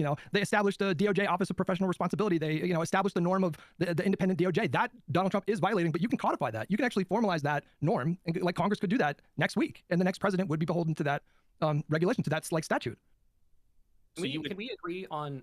Because I this was one of the frustrating parts when you and Hutch were talking, and I feel like you almost reached it. And maybe I'm wrong. When we talk about norms, right? Does this definition track like the idea that like there are laws and then there are norms, and norms are areas where we have an agreement to allow an authority to exist, but an understanding that we should probably only use it in select circumstances, even though we're leaving that avenue open, right? The president can direct the DOJ, but we've kind of all agreed that they probably shouldn't, right? That it's best, and it's a gentleman's agreement beyond the status of the law, right? And one of your questions was, how can you identify a norm that's worth breaking on an unarbitrary reason? And I think California is a perfect example of that, right? Like, a norm is this idea that, yeah, states have, in some respects, authority to do this, but we choose not to. But norms are gentlemen's agreements. What do you mean by California? Just that, like, California, did I say redistricting? No, you said gerrymandering stuff. Yeah. Okay. Yeah. And like to Destiny's point, and this is where I agree with Destiny, I just think it's like in a smaller circle, like if the other side is using and breaking the norms, yeah, fuck the norms, right? Like you don't die in that way, but that's different. And I think that you and Hutch had a disagreement here where you were saying Hutch was being, I don't remember if the word was corrupt for wanting to appoint Jack Smith. I'll be black and white here to describe it. Hutch wants Jack Smith for reasons he can describe in a vacuum without mentioning Trump. I would say, if I'm being sure, I'm not accusing it, just to make my point. Could you describe why you want the fair speech norm, those norms there? Could you explain why you don't want those to be there without mentioning the effect at the end of it? Like, that's the difference, right? Like, we have to understand, like, norms exist because they have a better result when we act this way, but it's nice to have the authority. And maybe if it starts getting, sorry, I'll wrap up. Maybe if it starts getting abused, we abuse it too, and then the response should be, all right, let's close that up. Maybe we, like, drop the authority or we drop the norm. And it feels like one of those has to happen. Okay, let's give it to Josiah so he can respond. So yeah, you threw a lot out there. So first, it wasn't just a norm that California changed. It was the California Constitution. They put it up for a referendum. They modified the Constitution in order to pass Proposition 50. So they actively, aggressively changed the law in response to gerrymandering. I think it's a great example. A lot of people on the left and the right talk about how gerrymandering it's really illiberal, it's wrong because, it's the politicians choosing the voters rather than the other way around. And yet we as a party came to the consensus that no, this is a time where instead of just dying on the hill of principle, we say no, we're acting in self-defense. We're setting principle aside for self-defense. And Newsom was able to make that case and persuade California voters to buy in, but he changed the law to do it. Number one. He did that. Sorry. Number two, as far as Hutch and Jack Smith, my point with Hutch was, I think Hutch tries to have it both ways, and Hutch can address this later on when I'm done, which is that, I feel sometimes he suggests that he's above the fray, like, oh, none of my policy prescriptions or reforms are outcome oriented, when in fact they are. Hutch was very candid. He wants to appoint Jack Smith in part because he knows Jack Smith or believes Jack Smith would prosecute somebody like Trump. Now, when pressed, he'll just say, well, no, I'm appointing Jack Smith. I can just say I'm appointing Jack Smith for maximum accountability. I could say the same thing. You said fair speech, which leads me to number three. I could say the same thing about why I would want a Democratic FCC to be more ruthless than the Biden-era FCC. I could totally delete Trump's name and just say, well, I think that the FCC should be more rigorous because we've seen previous examples where free speech violations have gone or FCC regulations have gone unenforced. So no, I could do the same game that I think Hutch plays. And I don't think he's being bad faith. I think he's trying to have his cake and eat it too, and give myself plausible deniability. I'm just being much more blunt as a political commentator. Let me ask you a question. Let me ask like both of you guys a question. Sure. Do Destiny and Josiah, do you guys agree that if the country is going to get on a healthier track, a better track, a more quote unquote normal track. Would you both agree that this requires the public to have more faith in our structures and our institutions than they do right now? Yes. Yes, and in order to do that, you can't. You're going to have to actually make like significant changes to how things are done, and you're going to have to hold people accountable. Because right now, the perspective of the public is that people don't get held accountable for shit, and they want to see people like not just get held accountable, but get held accountable like in a very strict and strong manner. Otherwise, like, what the fuck are those guidelines for? What's up, Mo? What's going on? Nothing. I just woke up. Okay, for sure. We're watching a debate right now on stream. If you want to jump in and watch with us, I'll be fine. Yeah. I'm just gonna like go back to sleep. Don't worry. Alrighty. I think in the end, yes, that would be necessary. I'm curious Destiny's answer to this as well. I mean, I would say yes, but then my question is immediately, like, well, what would be things that could restore faith in the government? Well, what if you had a bipartisan president that didn't engage in political prosecution of his enemy, that allowed his DOJ to act so independently that there were investigations of himself for classified material? We've got the Her report, allowed endless investigations from Congress of his son, Hunter Biden, and for his DOJ to convict him of crimes. Like, maybe did these restore any faith whatsoever? Well, I don't know if this is the strongest I don't know if this is the strongest argument to say that someone like Joe Biden, which, you know, for all his strengths as a president, being a cheerleader, being someone who was out there like changing hearts and minds, that was never his strength. And so just because he failed, I would say failed in that mission, that doesn't mean that the mission itself is we should just give up on it, right? I do want to circle back to the question and just like ask again. As much by his own government, if you, and he hears it like Joe Biden, that will never ever. So Destiny, are you making the case that right now it's just impossible to ever do anything to get the public to have more faith in these institutions? Not when one side is constantly undermining it. No, I don't think you can. And I don't think I don't understand. I really don't understand that logic. Like, how do you know that that's impossible? Well, I mean, I don't know 100%, but it seems to be the case if one side is constantly undermining your institutions, no amount of good faith participation from the other side seems to help. Is there a counterexample of that? Ask that question one more time. It seems like one side has been trying to undermine all of our institutions for a decade at least, well over, but like especially over the last decade. I don't know what the Democrats have done to undermine the institutions. It feels like they're trying to build them and adhere to them as much as possible beyond what a reasonable person might expect. And it seems like that doesn't help at all. It seems like all the faith in the institutions has decreased for everybody, Democrats and Republicans. And Stephen asked this question earlier. Maybe you can like wrap it into your answer, which is, why didn't what Biden did work, and how would you meaningfully deviate from Biden? Because it seems to me that we had this conversation before. To me, it's the Trump card, Hutch, which is you would think in a polarized system, the one plausible avenue, at least on paper, to try to get buy-in from a majority of Americans or a super majority, like a decisive, meaningful majority, would be to have a Justice Department that would be fastidiously apolitical in terms of who it prosecutes. So you would prosecute people of the opposing party and your own party when they violated the law. And yet, that's what Biden did. Biden made all sorts of politically inconvenient, politically damaging prosecutions. Henry Cuellar, Bob Menendez, Hunter Biden. That wasn't Biden doing these things, right? That was an independent DOJ operating as it should have after the norm that was established post Nixon. I mean, it never happens under Trump. Hold on, but right?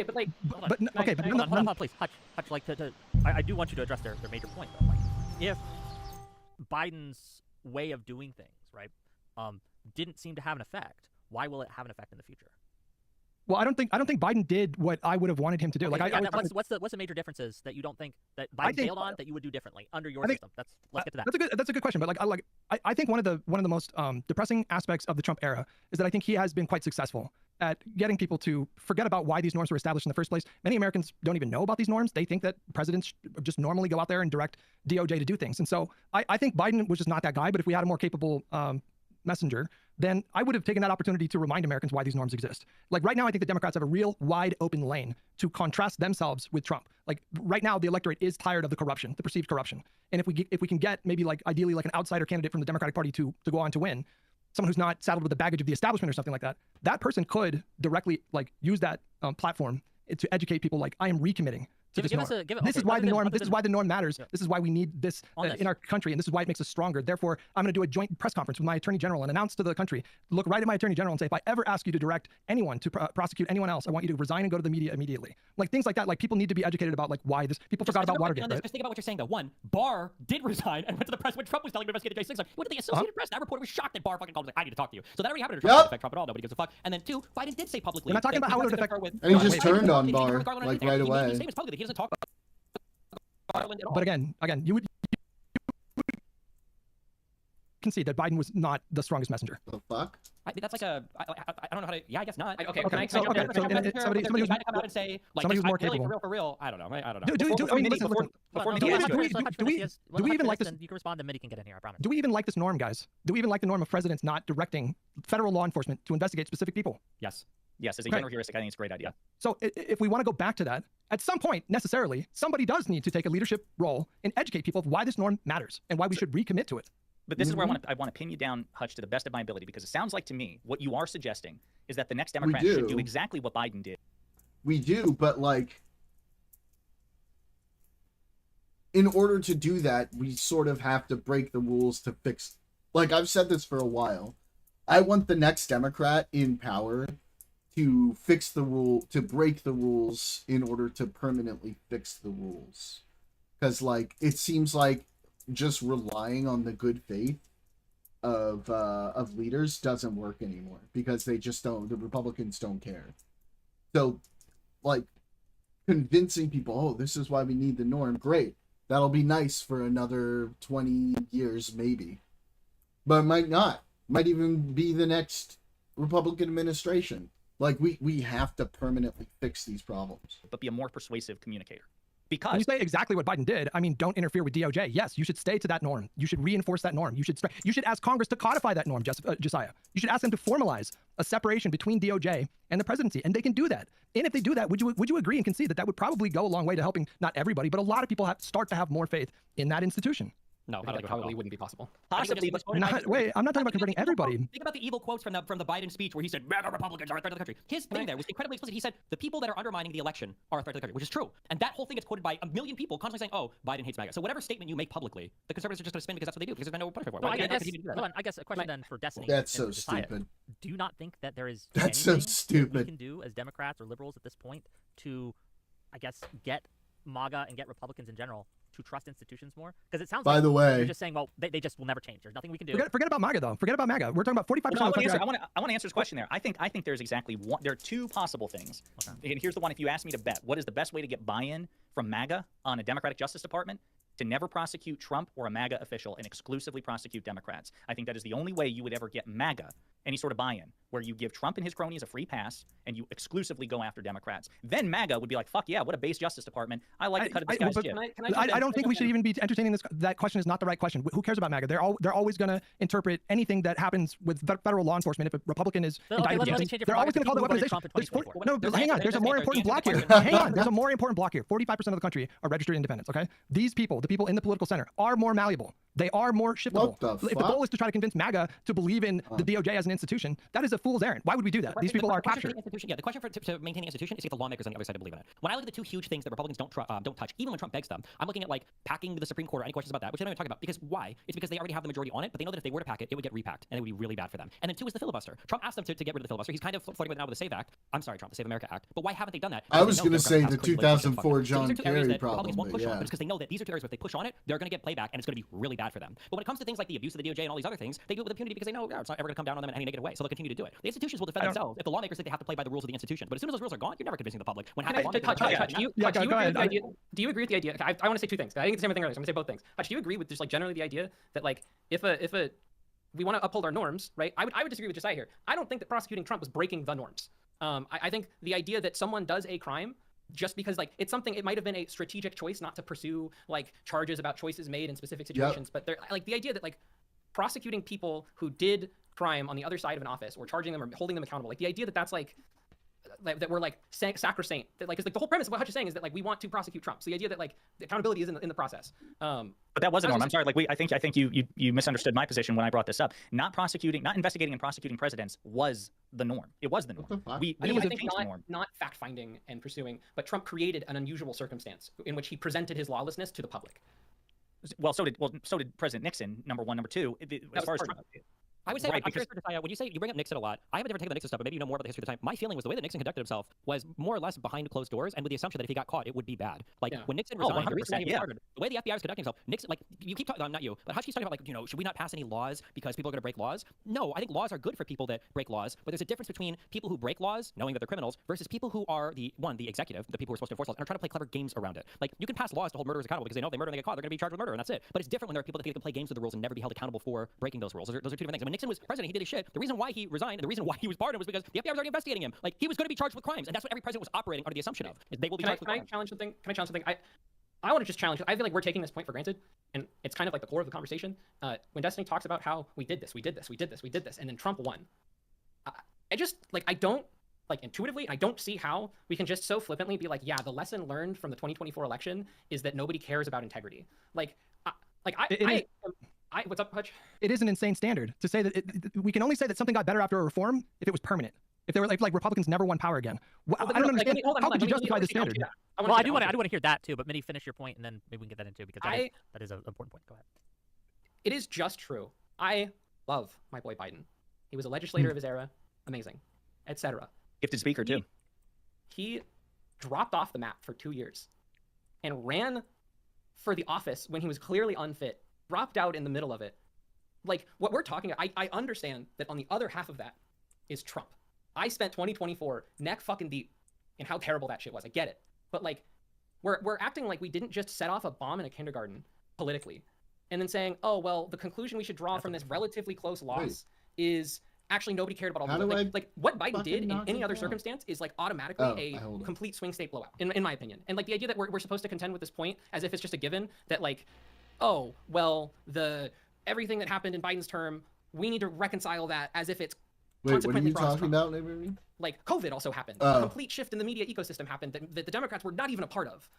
Crypto influenced and empowered a shit ton of fucking terrible Silicon Valley Republican people. The whole media environment like shifted overnight and we were not ready for it. Like there were multiple nukes firing with so much more impact than, oh, what choices did Biden make with his DOJ? Like, I guess I'm not trying to say that it didn't. I'm not even like trying to conclusively say I got you. I'm just saying like to take this assumption for granted that like it didn't matter that Biden did it by the books when like multiple nukes were going off and he did what he did and put us in the situation we were in. And with love, if you ever see this, with love, Kamala being the follow-up to that, the fact that we did as good as we did is at least, in my opinion, a testament to something. I think you're talking about separate things. So Biden doing it by the book, we're saying that failed not only because Trump never made it to trial, not only because there were delays in bringing the federal prosecutions against Trump. And we know from multiple extensive forensic reporting that it was because Merrick Garland was afraid of the Biden Justice Department looking too political, which in of itself is a political decision. And by the way, not to pat myself on the back, but I'm going to do it here. I have maintained for years that it was a fucking mistake to appoint a federal judge as your attorney general because a prosecutor and a judge are two very different roles in the judicial system. The attorney general is not a judge. It's a prosecutor. You are adversarial by nature. Your goal is to fuck the other side within the bounds of the law. Merrick Garland used. I think the idiot Dems who are refusing to drop out because of some weird idea that they're gonna have a chance. If they don't drop out closer to the primary, we could fuck ourselves, and I will happily blame every single one of those retards. Swalwell, it's the leader right now. To be a really good prosecutor. Right now, I'm just trying to make sure that we win. So I'm going with Swalwell.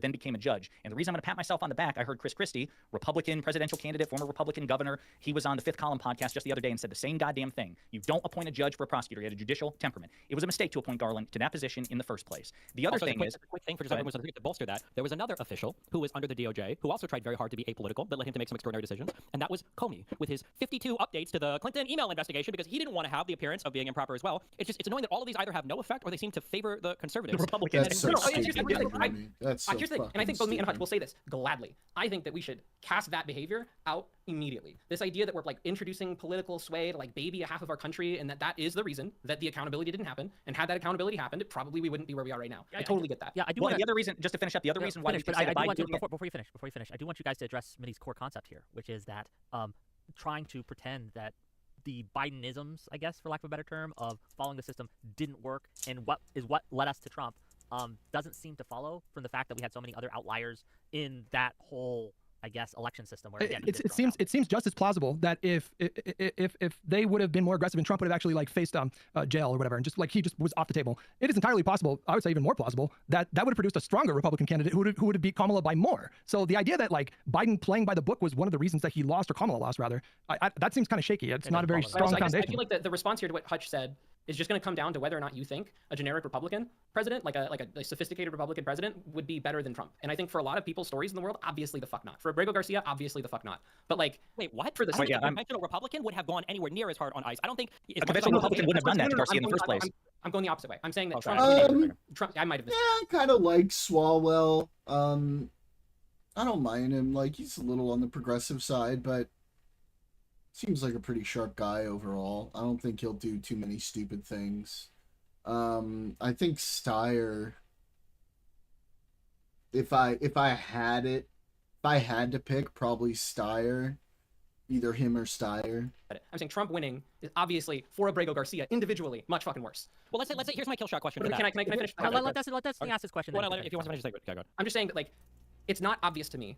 And I would argue, and what I have a lot of prep for if we even get to it, is that Trump winning on the broad macro is probably in some ways, because he fucked it up, not because he won, but because he fucked it up, better for a leftward movement in our country, even if it sucks and will forever suck for so many people that he hurt, right? I'm not sure if we can confidently say that about like a sophisticated Republican taking office. That's all that I think that's a totally separate issue. But so here's my kill shot question. We're talking a lot about the general, and that maybe Biden didn't make good steps to restore faith in our institutions, and that's why people voted against him, blah, blah, fine. But what about the primary? Why did Nikki Haley or DeSantis rise up in the Republican primary when people saw how Trump behaved? Trump soared through that without even being a contest. Why did he soar, though? Why did he soar? Because Republicans don't believe that he did anything lawless. They think that he was totally vindicated. He was correct. It's a cult of personality. Because there was no pushback against anything that he actually ended up doing. Nobody knows. I'm going somewhere particular with this. Okay, so when he was first indicted, and then it just like rained indictments over a couple months, his popularity shot way the fuck up with Republican voters. So to me, this kind of cuts against your claim that if we take strong measures to make sure that these people are punished and suffer consequences, that this is the only way to get Republicans to understand that there are consequences for their behavior. But in a highly polarized, I'm almost done, I swear. In a highly polarized situation like we find ourselves in the United States right now,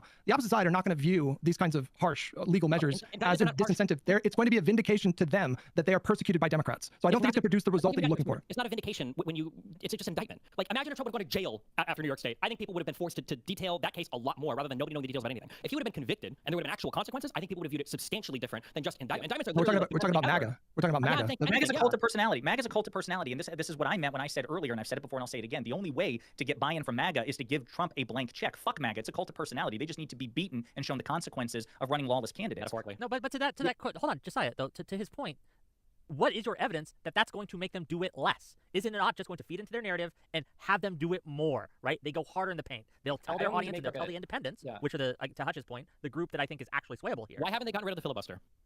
I don't mean to make a crass comparison, but like, well, I can answer your question. Why haven't they gotten rid of the filibuster? There's two reasons. One, we underestimate how much the Senate really loves themselves being the Senate, and they care about their institutions and their norms. And two, you are correct, is they know, right? If they do get rid of the filibuster, there's people on the left waiting to pass a whole bunch of shit that they're not going to like. But that's the same reason we shouldn't get rid of the filibuster. Real quick. The first one you brought up is complete bullshit. It's not true. You don't think that's true? No, that's not. You're so wrong about that. That's not. I'm sorry, Destiny, you're just wrong about that. You're wrong. They did it for the confirmation of the Supreme Court pick for Merrick Garland and Obama. Why did they do that? Why did he do that? Why did he do that? And there'd be no repercussions. That's why. No, that's not why they did it. They did it as a way to push back against what was his fucking name under Obama? Harry Reid did it. And they said, if you do this, we're gonna fuck you. And that was why they did it. They escalated. Yes. The Democrats wouldn't escalate again. They escalated. And Harry Reid did it in response to the Senate not doing their fucking job. They weren't letting any fucking judges do because McConnell came in. McConnell said under Obama, he said Obama will be a one-term president. That's what he said. And they cock blocked to an unprecedented extent. Yes, but you know what? Did that work? Was he a one-term president, or did it help Obama get elected again because the public saw them the way that they were doing? Anyway, hold on. They didn't give him a Supreme Court pick. It's one of the most important powers of the president. So they didn't care about that, which was a big job of the Senate because they thought there'd be consequences. And your answer for the filibuster was correct because they know that they'll get super fucked if they get rid of the filibuster. Yeah, they don't have a principled commitment to it. I don't understand. I don't know why. He's a super progressive.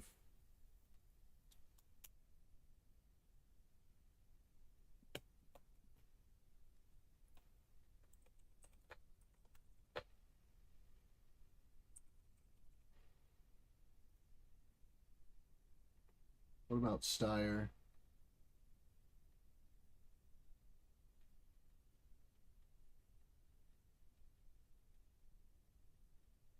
Wow, Steyer got a C+.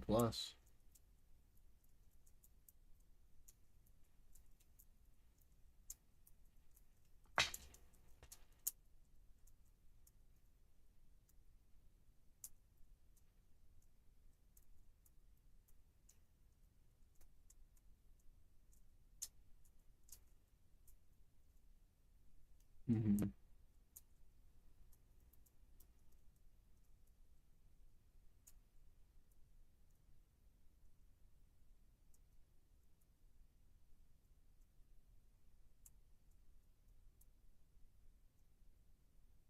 Interesting. This is like pure. This is pure vibe check. Like, how many Democrats need to go on the record, like really going into great detail, stressing why they believe that the filibuster should be maintained to prevent wild, volatile swings and these kinds of things? You guys are just saying that they're all just making that up. None of them care. You don't even consider the possibility that senators do maybe like the fact that the filibuster gives them way more power. It makes them way more important, and you're not even considering that they prefer to have it in place. That's why you're saying Senate they only Democrats. wanted. Wait a minute. I don't think. Republicans, bro. Thune, Murkowski, Collins, Rand Paul. You know, like there's probably like a dozen Republicans. You know, I mean, but the point that Wick was making was that this has bipartisan consensus. There are members of both parties in the Senate that truly believe that the filibuster is a bulwark against volatile swings. Not from their own party. Not from their own party. Because, yes. The Democrats believe because they're cocks. The Republicans believe because they know they'll get fucked by the Democrats by passing legislation. No. Because they'll pass way too much legislation. Absolutely. Well, listen, I think it goes both ways. The reason Republicans don't want to get rid of the filibuster under Trump is because the bulk of their agenda, tax cuts and judges, don't require the filibuster. When it required the filibuster, like with the Supreme Court, they amended the filibuster. They did a nuclear carve-out. Stephen's point is correct. They had. Hold on, then why won't they do it for the SAVE Act? The reason they won't do it for the SAVE Act is hold on, because just real quick. You acknowledge that is part of that is core to the Republican agenda right now is to pass the SAVE Act. They won't do it for the SAVE Act because the full-on nuking of the filibuster is going to fuck them so much down the road that they don't want to risk it. They know that Dems will be able to do basically whatever they want as soon as they have a trifecta. Nuking like the general filibuster is a terrible idea for both sides, and everybody knows it. To federalize elections and to put more barriers in between people. That's core to Trump. That's a core Republican. That's a Trump. It's a core Trump ambition, but right now the jury's still out as to whether or not that would be good for Republicans or not. Because, for example, like Democratic I voters are understand more that likely. argument there, but like, hold on. Can we Republicans are currently captured by MAGA. And yeah, that's another thing is like this. While support for voter ID is high, like the particulars of the SAVE Act, that's not highly supported actually. So, and it's obvious too, because whenever they talk about, whenever the White House is posting about the SAVE Act and the Democrats are just going against Americans, they always post polls about support for voter ID, and never do they post polls about support for the actual SAVE Act, because they know that the provisions in the SAVE Act are pretty wildly unpopular. Get rid of the filibuster. Why didn't they get rid of the filibuster to eliminate the ACA? They didn't think they needed to. Remember the gasp on the floor when McCain voted no? they didn't think they needed to. They thought they Wait, that was through budget reconciliation. Wait, hang on. Is that right? Which is another application. Oh, it might have been because the ACA was a lot of budgetary stuff. Well, I think they got the stuff. They didn't get the repeal because of. My question just is like. Oh, wait, real quick. Destiny, when you and me spoke, you said that the SAVE Act represented an existential threat for Democrats. Like you clearly expressed to me that the Democratic Party for democracy. No. Hang on. You definitely told me that you felt like the SAVE Act would give the Republican Party, or could possibly give the Republican Party, an incredible advantage in elections. Oh, no, it would give Trump because he's trying to break the law. I don't think. Give Trump? What do you mean? By helping Republicans win, right? You keep talking. No, not by helping Republicans win. By helping ICE thugs go to the voting booths and beat the shit out of people or scare them away from voting. That's not a Republican. What does that have to do with SAVE Act? What does that have to do with the SAVE Act? Because the SAVE Act gives Congress a whole bunch of fucking control over how states are going to do their elections in ways that. Why would it help Trump? Because he would have the authority then to say that we need to dispatch ICE here in order to enforce these laws. Like if I would ask that's not the SAVE Act. If I would have asked you 3 weeks ago, what authority does Trump have to send the ICE to the fucking airports? Right? I don't know. What the fuck does ICE even do at the airports? It doesn't make any sense. When we look historically for what Republicans have pushed, they're pushing for things like being able to have like a federal gerrymandering thing, or like these types of things that they could try to long-term help Republicans with. I don't think it's been quite things like the SAVE Act. And by the way, double checked it. In McCain, it was budget reconciliation. Yeah, you're right. Yeah, I got that wrong. Yeah, that's what I'm saying. So they don't have a principled commitment to the filibuster. They know that the filibuster works better for them as a wall against Democratic legislation than a net for the legislation they want. I think this is really myopic. What point are we making here? Like, what's the point? Like, what are we talking about right now? That Republicans are only checked by their behavior, not by regulations, not by norms, not by laws, but when they think they will suffer consequences for the That's things what that a norm is. The norm is that we could sacrifice. We could apply this law, right, to have short-term gain. We have the authority to legislate with 51, but we're going to choose not to because we understand if we're both doing this, it fucks us over in the long run, even though it might unfuck us in the short term. But I'm saying Democrats don't exercise those levers on the vast majority of 100%. things. Yeah, but here's what I say. I would agree that, like, Hutch would agree that, yeah, we should probably tit for tat a lot of norms when they happen. And the moments in which the Republicans are taking advantage of things and we just kind of like nod our head and are like, yeah, sure, like Hutch, I think you've said before, you would support the Democrats blocking a Supreme Court pick for like a reasonably equivalent amount of time. 100%. For 4 years, for 8 years, yes. Wait, to be clear, Hutch does not believe that. I don't know why he just said yes. Why would you say this, bro? Don't accuse me of being bad faith. Don't tell me what I believe and what I don't believe. I 1000% would support it. I'm going to tell you right now. Let's assume that we win the Senate, okay? 2027 rolls around, and Alito or Thomas, okay, fucking overdose from crack cocaine, and now we have a Democrat-led Senate, and now Gavin Newsom is the appointee, or some other fucking guy's the appointee for, he wins the primary for the Democratic presidency, and Americans are highly unfavorable about blocking a Supreme Court pick, and it looks like if we block that Supreme Court pick, it's going to be a Republican that wins the election. You would say in that circumstance, well, fuck, we should just give Trump a Supreme Court pick, I guess. I reject your hypothetical to begin with here because that wouldn't happen, bro. That would not happen. That would not happen. What wouldn't That happen would not there? happen. But it would be another. Listen, it Hold would on, be but if it another. did, hold on, it would- well in the it would be- hypothetical, if it did. If it did, you would have to consider the consequences just like anything else. Exactly. And That's what like I'm the saying. You idea, wouldn't hold that. no, but that me saying that maybe I wouldn't support it in that case, which I would have to look. It's a case by case. But me saying maybe I wouldn't in this limited situation, that's not enough to say that I don't support. Let's say a more appropriate hypothetical that the Democrats win control of the Senate and it's a Republican that's the president, right? And like we would have to do a 1-to-1 comparison here. And so There's a discernible principle here. There's a discernible principle here. The discernible principle is political gain. The idea that the Republican, like Congress has the authority, it's theirs. If they want to, they can delay, rush, stall, whatever. They have the authority to do that. The Republicans proved that. We had a gentleman's agreement that we wouldn't do those things to serve our party. The Republicans have broken that. And in response, the justification of, well, you don't want to delay or rush for the sake of your party, that's one thing. But the Republicans have given us the moral high ground for that easily.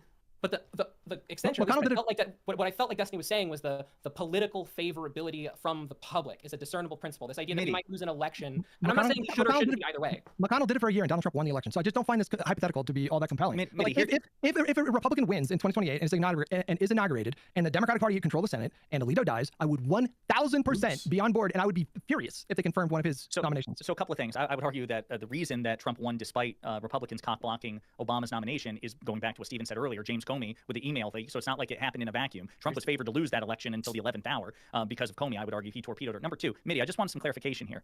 So you said that Congress has the right to do certain things. I don't want to put words in your mouth with this one. I'm wanting to make sure I understand. Congress has the authority to delay or to, not have Supreme Court nomination or confirmation hearings, and the Republicans did it first, so that would justify Democrats doing the same, right? There's more nuance, but you're in the direction of what I'm saying. Didn't we also agree earlier? I'm just curious. That's why I'm trying to figure out where you draw the line. And I'm not saying that I have all the answers to these questions either, but didn't we all agree earlier that constitutionally the president does have the power, the authority to direct DOJ? Yes. So why would it be okay for Senate Democrats to do tit for tat on Supreme Court justices, but it would be unacceptable for a Democratic president to either outright order or just There's a lot to unpack with that. Wait a minute. I got it. Yeah. I would say there is a moral permission, like a lifting of the sanction, you could say, around the idea of if President Buttigieg comes in and says, hey, we're going to investigate this, go do it, right? There's a moral lifting of a sanction on that because they broke that sanction first, right? For sure, 100%. The reason I'm against that is not because, well, we can't respond. You guys keep framing this. They broke that thing. They didn't do that. What you just said did not happen. They didn't say we're going to go and investigate crime and corruption. They said these guys are criminals. I don't give a fuck what you find. Fabricate it. Just to be clear. Okay. It didn't work, by the way. It did work. What do you mean Hunter Biden got convicted of crimes based on things he said in his memoirs? That happened when Joe Biden was president. We're talking about like Donald Trump directing DOJ to do things. When Donald Trump directed DOJ to go after people, that does not work. Jerome Powell, Comey, Patricia James. Come back into presidency. They knew that he would come back and they would be rewarded, and they have been handsomely. These things have not made Donald Trump. Yeah, go ahead. Sorry. Adding Destiny's part, you're right. Your distinction's there. They did worse than what I sanitized ours, and I said whatever. You know what I mean? I sanitized it a little bit there. But I mean the principle of like, yeah, if you direct investigations, that separation. I think if the Republicans break the separation, tit for tat, that separation exists because of a mutual agreement. It's broken. The reason I would be against like the direction is because only on the grounds that I don't think that it's necessary to accomplish the result that we need, and I prefer to live in a world where that separation exists. But I agree with what you're saying, that like the norm loses its moral weight in a way. Believe it or not, I actually, believe it or not, I pretty much exactly agree. I don't think it's inherently corrupt for the President of the United States to direct any investigation into anybody. It really does depend. The President, the Attorney General's law enforcement power constitutionally derives from the President, right? Now, if the President says this is my political opponent, like Trump is, Trump is very transparent about this, very clumsy. No real even attempt to fabricate some sort of lawful predicate. He just leaves that up to Pam Bondi and others to try to cobble together. That's corrupt. You don't want the Justice Department just going after people because they are a person's political opponent. But what happens if your political opponent happens to be a criminal and you have the authority to prosecute them? I totally agree. I don't necessarily think that a Democratic president has to publicly order the prosecution of his political opponent, but that's the only reason why I would oppose a Democratic president ordering his DOJ to investigate Trump. I just don't think it's necessary. If I felt it was necessary, then I would say go full steam ahead, because there's nothing inherently corrupt about a president ordering the prosecution or investigation into a criminal. But yeah, so this is my distinction. Can I make this distinction? Sure. I think we're running into the boundary between corruption and norms, right? Corruption, if I could give it like a vague off-the-cuff definition, is the idea that like it's a select application of the law for some benefit other than the purpose of the law, right? And what Trump is doing is corruption. And this is Hutch's point. one thing that he's talked about is that what Trump's administration is doing is corruption, and that's off the table for us, I think, forever. I don't think that should ever be on the table, that we're using a law, and this is, I think, where the distinction between Destiny and Hutch, at least in the past, has come in, where it's like, okay, Destiny, like your whole argument about like good faith application of the law is that like at some point we need to use the law for purposes expressly initiated for purposes outside of what the law was enacted to do. I want to ask the Destiny and Josiah if they agree with that first statement you made, right? That corruption, that kind of corruption, is always off the table for the Democrats. That we should never engage in it, right? That we should never touch that kind of thing. Josiah and Destiny, do you agree? I think the action is defined to a large extent by the attempted outcome of that action. I disagree that it's constantly reframed that the actions are the same. I think there is a meaningfully different thing than Trump saying, I want Zelensky to investigate my political opponent's son because I'm trying to do whatever the fuck I can to dig whatever dirt I can, real or false, to keep him out of the election. I think that's meaningfully different than the next president coming in saying, oh, fuck it, I'm going to tell my DOJ to investigate Eric and Dunn Jr. or whatever as much as I can, because I want Republicans in the future to know that this power can be used against them, and they need to think twice when they have to do it. Even though those are functionally the same thing, I think they're different because of the... But to enforce, I'm agreeing with Destiny. To make the point of enforcing the law, to say, hey, I think this law is being ignored. That is no law being ignored. There's not much criminal behavior probably in the Trump White House. Yeah, I mean, I agree with this. It's actually criminal, so you're not really going to prosecute much of anything. Also, we're ignoring all of the fact that like there's going to be probably a huge pardon, assuming this guy doesn't die first, or random rash or whatever. So there's going to be we're not going to touch that part. But I mean, like, yeah, it's the thing is, here's like I think it's like there's like the small IQ take of like, well, it's all about the laws, and then the mid IQ take is like, well, there are norms. But I think the high IQ take is it's all norms. Like if you want, you can bend or flex any law to do whatever the fuck you want to do. Look at Pam Bondi appointing it was Halligan or whatever, where Bondi's like, well, yeah, they say we have 90 days to appoint somebody, otherwise the district court gets to. What if I remove my appointment 89 days and appoint somebody else? And now if you follow that story, they're in a spat where the government has gotten none of the advantage of subpoenaing and investigating and indicting their political opponents. The judges are appointing people, and the government's firing them, like trying to like get their like I told you so. It's been humiliating for the administration. It's been a humiliating failure. Because they look completely impotent.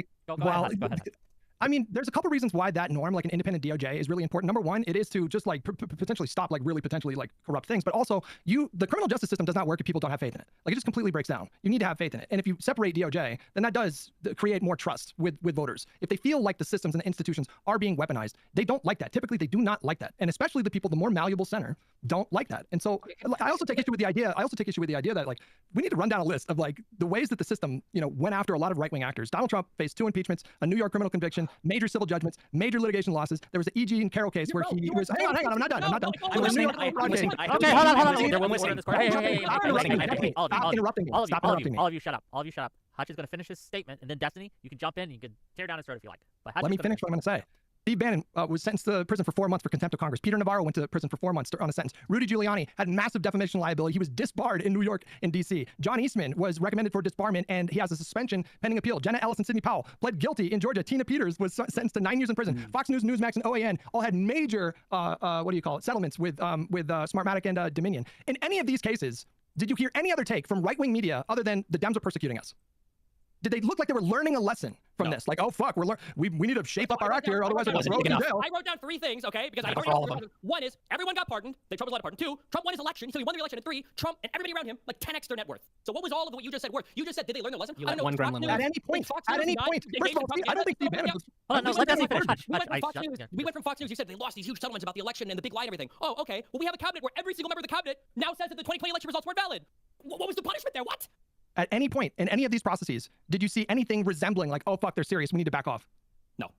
Okay, I don't understand your confidence that if we go to extraordinary... Give me an example. What was the thing they backed off on? You said that, well, I'm not the one making the case that they like backed off or whatever. You guys are saying that we need to go through extraordinary measures. What are you saying? Hold on, if I can translate. Maybe I can translate. I don't need to translate. What I'm saying is if these things came down and they backed off of things, that's all I want. Then I say, okay, yeah, fuck it, that's great, that's fine. My argument is that every single example you brought up, whatever they got punished for, they all went 100 times harder into it. We went from Fox News denying the election to fucking Tulsi Gabbard going to Fulton County to steal my fucking ballots. We've got 3 states so far who got their ballots and their voter rolls stolen. Yeah, that's Hutch's whole case. That's Hutch's whole case. Your argument for harder, aggressive, all these things to go harder to break the norms because we got to make them learn their lesson. There was no norm breaking. Isn't working, and it won't work. None of that was hard. Nothing happened. What do you mean? None of that was hard. Would have been like what does norm breaking prosecution even look like, Destiny? You have to go through a court, a judge, a jury. You have to actually like submit a case and have that be seen in a trial. Don't bullshit. Tell that to the hundreds of people that have been deported from this country with no due process. Tell it to the district court judges that are saying you need to release these people. And so you're suggesting that these people, it would have been better if Biden would have done your situation here where you just basically kidnap people. I'm not saying that necessarily, although we would be in a better place. You are saying that though. No, I'm not necessarily saying that. What I'm saying is whatever you're suggesting, there were no repercussions. None of the being gentle stuff worked. He went to prison, bro. He got disbarred. Rudy Giuliani got disbarred in New York and D.C. and he's like fucking bankrupt now. The guy's a fucking retard. The fact you just told me there was no strong consequences. Getting disbarred is a pretty strong consequence. Wouldn't you agree with that? Bro, 19 litigation was this guy practicing at this point. Why are you downplaying a bit disbarment, Destiny? Why are you doing this? Because if I were to dig through the MAGA mind, there's not a single person who's like, oh man, but Rudy got disbarred. Nobody is factoring that in any of the behavior of this administration at all. Who's thinking about it? Fuck, So there's no way that we can meet your threshold unless and until someone like, President Newsom like renditions people illegally. Otherwise, you're just going to say that nobody even paid a price. But going to prison for 4 months, that's kind of a big deal, like being changed their behavior. Nobody meaningfully changed their behavior. So what? So help me understand your logic that if we go to extraordinary lengths to punish these people, that they're going to change and they're going to all of a sudden be like, oh fuck, we can't do this anymore. I don't understand this logic. It's very simple. It sounds like they did a bad, Trump won, and then your argument is we need to be gentle and ignore all this stuff. I did not say gentle, bro. Okay, Why did you do that? My bad. No, you are doing the thing. Surrender or weaponize. I'm not saying surrender. We need to do whatever we can, maximize the fucking law. I feel like Biden did most of that, and then in round 3, Trump came back stronger than ever, doing every single bad behavior that we tried to hold them accountable for before. But now it seems like you want to repeat Biden. Okay, you're saying that no consequence. You're saying that no. You're saying that no consequence matters unless Republicans are just permanently blocked from winning elections. It has to be a meaningful consequence. It has to not about. We're not even What talking does that about the same guy who tried to do the insurrection. The same guy who won the election. Destiny, that is what you're saying. You're saying that nothing can pass your test of being a meaningful consequence if Republicans win in future elections. No, that's what you're saying. I'm not the same type. Part of the argument that I'm making is having strong consequences would hopefully carve out a path where other Republicans can step up and participate in politics because they know that there's going to be harsh punishments for people doing the MAGA shit. So you create a world where other people can step up and do things. Donald Trump had some harsh reality dropping down on him with the full weight of the federal government, bro. He was staring down very serious convictions in federal courts. Jack Smith was going to cook him. The only reason that didn't happen was because he won an election. That's why. But that doesn't matter. The fact of the matter is he didn't actually suffer the consequences of the convictions, and he only was convicted. Josiah, He was. Wait a minute. You talked. Let me talk. And he only was convicted on those 34 felony counts. He ducked even the justice, the bare minimum justice associated with the conviction from the Jack Smith prosecutions. So this is what I said to you the last time. You saying, I know you understand the value of deterrence, but you're also simultaneously suggesting that punishing Trump and these top-ranking MAGA officials is insufficient because they weren't sufficiently deterred. The reason that we can't... I did not say that. Hutch, I'm not saying don't prosecute people, Josiah. It is not just weaponize or surrender. You should use the system itself. Within the boundaries of the system. You can be aggressive within the system. That's fine. That's appropriate. That doesn't mean that I'm saying be gentle or do nothing. Did I say that you are saying don't do anything? I'm gonna say it one more time. I'm gonna say it slower. Listen to me. Hey, listen to me. Hold on, Josiah didn't interrupt you, Hutch. So you're gonna let Josiah go uninterrupted. Listen carefully. You have said repeatedly over multiple conversations that you recognize that deterrence is important. You have simultaneously questioned whether or not the criminal prosecutions, convictions, charges of Trump and his top allies sufficiently deterred them. Why were you asking Stephen that question? Because your point was they weren't deterred, right? Were they deterred? Were they deterred, Hutch? Josiah, my point was not that deterrence doesn't matter. My point was I didn't say that. I didn't say that. I asked you. Fine, I'll say insufficient. My point was not that deterrence is insufficient. My point was I was pushing back against your specific points that we must go to extraordinary, and in Destiny's case, maybe even like extra legal. Hang on. I'm gonna keep circling this. Josiah, I shut up, Hutch, so he could go. So you could go. I'm gonna shut you up so Hutch could go. Hutch, go. I am pushing back against this idea. You're using the fact that it's so important that we punish these people because then they'll know that they need to stop. That's what I'm pushing back against. I am not saying don't punish people because it doesn't actually deter them. Do you understand the difference between these things? I didn't say that you said don't punish people because they weren't sufficiently deterred. I'm asking you, were they sufficiently deterred? Was Trump sufficiently deterred? No. Navarro? No. Bannon? No. Jenna Ellis? Her, maybe, yeah. Rudy Giuliani? We don't need to do the whole list. Just tell me where you're going with this. Why are you bringing it up? That they were not sufficiently deterred, because we agree that they were not sufficiently deterred. Why are you bringing it up? I just said it, Josiah. Repeat. We're going to do this Socratically one more time. Okay, listen. You guys are saying that we need to consider creative or maybe even illegal ways to make sure. Okay, to make sure that these people are punished, because that's going to be the only thing that signals to them that they can't get away with the stuff that they're doing. I am pushing back against that specifically, Josiah. I don't understand the logic of saying that they're gonna feel the full force of the federal government or law enforcement, and they're gonna say, "Oh fuck, they're serious. They're stop being pussies. We need to stop." They're not gonna do that. That doesn't mean don't deter. You understand the difference? I understand. So I'm asking you, what would deter them by way of criminal punishment? I don't know. I really don't know. I don't know. Do you think that criminal punishment can deter them? On the margins, but in this environment, they're going to take any. They perceive themselves as martyrs. I said they will only do what they can to win elections. That's why a lot of them are kind of started jumping ship at the end of the J6 stuff, because it was the first time the Republican Party was starting to bleed people. But then after people kind of forgot, a year or two goes on, and then everybody kind of comes back. I think they're going to be electoral victories for them at the end. They do what they're going to do to win office and not be punished. But Josiah, just real quick, Josiah, right? I'm gonna translate Hutch here. I'm going to channel my inner Hutch. That's his whole point, is that nothing you're going to do when it comes to the legal system, when it comes to punishment, is going to work. And it has and maybe this is me here, it has a real risk of alienating voters who have traditionally not liked it when parties have gone after or been perceived to go after their political opponents. So if you're getting no gain from this, and you have huge risks electorally, why would you do it? Can I do one huge example here? I totally disagree. I think, and I'm going to present this, if you guys disagree, I think all of you are wrong. If California would have lost their referendum to gerrymander, Every single conservative state in the country would have gerrymandered the fuck out of all their blue districts, and they Yep. would have lauded themselves for it. They would have celebrated it. When California won their Republicans gerrymander, only keep doing this because they keep everybody getting around the away country, with it. I think, was a little bit Like, frozen. I if think you that's show why them that Indiana they can't get away with it rejected anymore, they'll Trump stop to gerrymander fucking states doing because it. they started to look at them They're like, oh shit, this feckless thing that we wanted to pussies. suck They ourselves don't off have over it and over in and them over again. to actually go to jail. And they stopped. And now we're not talking about gerrymandering anymore. Now we're talking about But saying don't we all agree with this? No one disagrees with gerrymandering, not even me. What I'm saying is that it wasn't a law, it wasn't a norm. It was Newsom bringing the big dick of his fucking constituency, saying we're going to do this, and then we fucked him on it, and now he's like, oh, we got burned on this. did that. Stop. But that is a norm, though. That's a No, it's democratic. not a norm. It's a democratic process. Wait. The idea. I agree with you. It is a norm, but in that case, everything is a norm. Every creative No, interpretation, anything can be a norm. Yes. He's saying that's a law. He's saying that way they went through, they got a congressional Can I explain my reform in definition, Congress please? where they got us to vote for it. Right? He went through the process. The definition was a law. That was a normal law. You can do anything you want with the law if you're creative enough. You can do anything you want. No, you can't. Okay. Okay, hold on. When I say that the redistricting was a norm, what I'm saying is that blatantly, flagrantly partisan redistricting to win elections specifically, and in big, broad efforts, that's something that that states have the authority to do, but that we kind of all sit in the ceasefire. The ceasefire is the norm. And then when Texas is like, we're going to do it, you're like, oh, you're breaking the ceasefire. Fuck you, big dick. That's what I mean by redistricting as a norm. And that's the kind of thing that, like, when one side breaks the ceasefire, I agree. You don't morally tie yourself to the ceasefire and as in an anchor falling into the sea. But what I'm saying is that, like, there are also things that, like, once we start swinging, there's no off-ramp. Like, once we start... There was an off-ramp to the gerrymandering thing, though. For a week, every single person in the country, I saw Ted Cruz, I saw state legislators, I saw people on Fox, everybody was like, well, if we redistrict, here's the... How many of you guys remember the 50 million tweets of, here's the top 13 most gerrymandered states, here's the top 11 states that have gerrymandered? Like, nobody did that because they thought... Can I agree with you 100% here? Yeah. I agree. I think that maybe in this conversation, and that's why I kind of wanted to carve out the definition of norm, I feel like we're kind of taking the concept of norms and trying to, like, apply universal prescriptions to it. Like, there are some norms that it's like, yeah, if you break this, it gets broken back. And the enforcement mechanism is exactly what you're saying. But I think there are other things that, like, once you start doing this, there isn't an off-ramp other than, like, revoking the power entirely. Sure, but I guess my quick question, and just my quick question, wasn't it bad that California gerrymandered that way? I think it was. Do you? That was a bad thing. We don't want to ultra-gerrymander our states to deprive Republicans or another party of votes, right? It was a bad thing. It's not ideal, but it's necessary. Oh my God! It's necessary. Stop. It's not ideal, but necessary. That's me and Josiah's line. That's our whole debate topic. But these are not analogous. It is not analogous to say. It is not. It is not Destiny. It is not analogous to say that if in California he did it democratically, he put a measure to the voters. The voters decided. Slavery was democratic. I'm asking you, was it bad? What are you? The voters decided. There's a difference between that happening. There's a difference between that. You have to address Destiny's point overall, right? Though, can you do that? Go ahead. He's like, what are you comparing this to? Like, what do you want? You want me to say? Hang on, let me finish what I'm fucking saying, man. Just chill. You're saying, okay, so California did this, and it's not good. Okay, therefore, ... That means blank is okay to do. Like, what is the blank here? We countered them, but we didn't lose the democracy by everybody going crazy on gerrymandering. We just That's not my question. What do you mean? What do you? I'm asking you. Okay, so California did this thing, right? And like, tie it to something that you want to do. Therefore, we should do what? I think part of Destiny's point is that you are willing to do bad things to stop Republicans from winning, to punish Republicans. And I know for me, it's about engaging that threshold of what's acceptable. That to be part of what Stephen is getting at. That's why he wants you to bite the bullet that gerrymandering is still bad when California does it. But I think there's a distinction here, and it's the corruption norm distinction. And I honestly do not know if I would consider gerrymandering, if it's the right of the states, if it's like, hey, does gerrymandering, like, if you intentionally do it for the, like, it's the right of the president to order prosecution. Hold on. Hutch had an answer here, and I want to give Hutch a chance to answer and to address Josiah's point. So Hutch, go ahead. Ask the question again.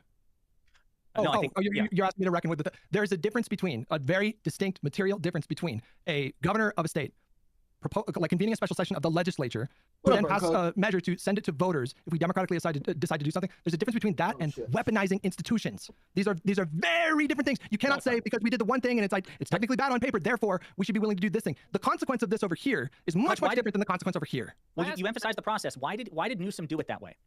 Because he wanted it to have the confidence of the people. He wanted it to have more legitimacy. He wanted it to have more legitimacy because if you do it democratically, it will be perceived more legitimately. I want you to address Hutch's point here. Like, that you can understand how people and voters, right, the ones who were trying to persuade, might see what Newsom did, right? And if he had done it in a different way, where he had by fiat bypassed the California Constitution and said, we're just going to ignore this, that there's a world where voters see that and they say, wow, that's they would have been turned off by that. Right? Yes. Yes. No, what I'm saying is he couldn't have lawfully done it any other way. That's why he settled on that. There is the California Constitution creates get away with it, right? I'm sorry? Hold on, but Destiny's point earlier was laws are just you can just do anything, right? You can just get away with it if you do it like Trump. If you're the president, it's a little different if you're the state president or governor versus like the president of the United States, but it's the same concept. I suppose Newsom could have tried to do something unlawful, but the California Constitution has that nonpartisan election commissions board. That's why Newsom had to put it to a public referendum. He and his attorneys gamed it out, and they said that this was the plausible path. That's why they did it the way they did it. It wasn't because Newsom felt high and mighty. I mean, if that's the case, I guess my question to Hutch is, every time a blue state gerrymanders, should they put it to referendum even if they don't have to? If they did, it would be perceived more legitimately. The reason why that rule was baked in, that it had to go to the voters, I assume, ties into what I'm talking about. Where if you tie it to democratic processes, especially if you directly involve voters, that is going to be something that is seen as more democratic, more legitimate, more accepted. People are going to feel like they're a part of it. That's not what That is a very different thing. That is you can't, every time I fucking talk, you interrupt, bro. Every time. Stop talking. There's a difference between doing it that way and then telling someone like having a politician blatantly weaponize institutions against their political enemies. That was a weaponization of the referendum against the minority of the state. It just was. What is bastard? Sorry, I just interrupted you. If let's say that California does the same referendum next year and it's to get rid of every single Republican seat, would you say that that's still totally fine because it's left up to a Democratic vote? My next question is going to be spoiler alert. It's not ideal, but it's not weaponization. You're bastardizing the definition of the word weaponization. What do you think weaponization is? When you do something illegal? No, weaponizing a thing is to use it as a weapon, to use it for an unintended purpose, but still using it in a way that is not necessarily legal. When you use like an agency for your own like political purposes, if you're putting something to Wait. Destiny, go. Destiny, finish your point. Wouldn't it be weaponization? So I don't know all 100% about California's policy procedure, but if they had a nonpartisan border or whatever, they were supposed to do gerrymandering, and then the governor comes out because he's unhappy with something another state did, Texas, and he fucking gerrymanders away 5 of my Republican districts. How is that not a big fuck you to the thing that they had set up and not weaponizing the power of the governor to do a referendum against the thing that agreed as a state to have a nonpartisan gerrymandering board to deprive 5 districts of their right to vote? Is it weaponizing to amend any state constitution or amend the constitution? Is that weaponizing? No, not necessarily. Just depends what you're talking about. But I like what you're saying. What do you think weaponizing is? Now you're thinking like a Republican. As long as what do you think? Tell me what you think. Tell me what you think weaponizing means in this context, in a political context. When you use something for its unintended purpose to achieve or effect some outcome that probably wasn't designed to, and you know that you're doing that. I take weaponization to be like specifically in the context of agencies. If you're talking about putting measures to voters to amend the state constitution, that to me cannot be weaponization. It might not be ideal. It could be bad in a vacuum. But it's not the same thing as weaponization. Can I ask for help? Majority? Yes. I don't know. Doesn't it defeat the whole purpose of a bipartisan, not apolitical board to help gerrymander your state so that you don't lose all your votes? Hold on. Let me in. The distinction here is important. When we're talking about corruption, like the way you laid it out, Destiny, you're taking one law and using it outside of its intended purpose, right? If the original districting laws had this like obligation to be fair, and I'm going to intentionally be not fair and do something to disenfranchise people, I would agree with you. But the idea that like we're not starting from a law that had an intended purpose, we're rechecking in with the constituents and saying, what do you want to do? If we're taking a law that was, if the laws gain their legitimacy from the will of the voters, and we take a law that existed and had one will, and we say, actually, this law is about punishing op-ed students who write papers, right? We're taking one instance of the democratic will and using something else. But if Gavin Newsom went to his people and said, here's what you want, do you want it? That's different. I mean, maybe there's more in that there, but like he's not taking the will of 10 years ago that was codified in law and then using that to accomplish his own purposes. He's creating a new. Was to fight against Republicans. It was a bad thing. Can we not? Wait, hold on. Do we all agree here that erasing districts for the purpose of having a partisan gerrymandered state is a bad thing, or do we not all agree on that? Are we not going to be? That's like acting like Destiny. That's like asking, is it a bad thing to kill people in the context of like a country invading your fucking coastline? Like obviously killing people now is you're bad. saying, so now the thing killing people, you just said was horrible and bad before. Now you're finding reasons for it because you're trying to. Because I imagine what you're going to say is, well, killing people, if somebody's trying to be, I guess, the end can be good because you're trying to reduce the overall amount of killing. This is the whole argument about maybe you have to step a little bit outside of the system sometimes to save the system. It's the same argument that we have. But you're not agree that. Do you not agree that gerrymandering, partisan gerrymandering, is bad? We shouldn't be trying to erase representation in states for the House of Representatives. No, is that you know what's worth that? In a vacuum, it is bad. But I don't understand what inconsistency you think you found here. So I want to close the loop on this because I asked you this earlier and I didn't get a satisfying answer. So again, the process required Newsom to put this on a ballot referenda. Let's say Illinois, because I'm not sure what Illinois' process is. I don't know if you have to amend the Illinois Constitution the way you do for California and Virginia. Let's say Governor Pritzker and the Democratic legislature of Illinois can just, as a piece of legislation on their own, gerrymander Illinois further. They don't need to have the public vote on it. Would you support that? I think it would be better if he put it to the voters and he would be successful. I understand, but would you support it? I don't know if I would support that. I don't know if I would support that, honestly. If the voters at one point, based on whatever fucking state constitution they had, they all the law said was the governor just gets to decide what the districts are. Yeah, I'd say that state's pretty fucked, and they should probably fix that. But yeah, so Mitty says as long as the governor and the legislature don't need to do that, that's fair game. You, Hutch, say you would oppose it. They should take the extra step of putting it. Well, I mean, I wouldn't necessarily I think it would be smarter politically to do it the way that California did, to put it to a democratic referendum, put it to a measure, put it directly to the voters. Because that adds more legitimacy, right? Now, my second question is, I appreciate the clarification. My second question is, they're currently trying to do that right now in Virginia. And, a lot of Virginia Republicans are upset because Virginia is a purple state. And, Governor Spanberger is putting this ballot referendum question. And here's the question. Should the Constitution of Virginia be amended to allow the General Assembly to temporarily adopt new congressional districts to restore fairness in the upcoming elections while ensuring that Virginia's standard redistricting process resumes for all future redistricting after the 2030 census? A lot of Republicans are pissed about how loaded that question is. Should we temporarily do the thing to restore fairness in the upcoming election, but then go back to the way things are right now by 2030? Do you think that? Go ahead. Do I think that was what now? Sorry, what's the question? Do you take issue with how that question is being pitched to the voters? Not really, but I'm really struggling to understand the analog that you're trying to draw here. Like this is what you're describing through this democratic process. While it may not be ideal and it may be bad in a vacuum, it is not like inherently corrupt in the same way that destroys trust in institutions like DOJ. If you weaponize it, if you just blatantly politicize agencies to go after your enemies, these are very different things.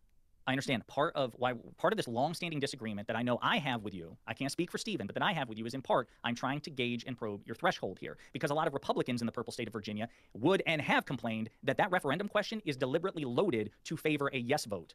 And if the voters of Virginia disapprove of what the Democratic Party is doing, then they can make their voices heard when we come up to these midterms and we come up to the off-cycle elections and the special elections. Okay, It's all part of that democratic process. But again, this is the we're in argument Trump very uses. different territory.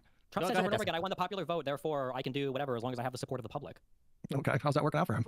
Really, really well. They got rid of USA. They've abolished the Department of Education. That's They've easy. undermined U.S. I don't relations wanna with the do world. those They've things. got Yes, Iran. what They've do opposed we do? Venezuela. He's enriched his own personal family 100 times over. What do you mean? I don't- This is a huge thing that I was like prepping to talk about. Quick question, and then you prep, then you talk about what you want. Just my question. Do you think that Trump regrets his current position right now? Do you think he feels worse off than he was a year and a half ago?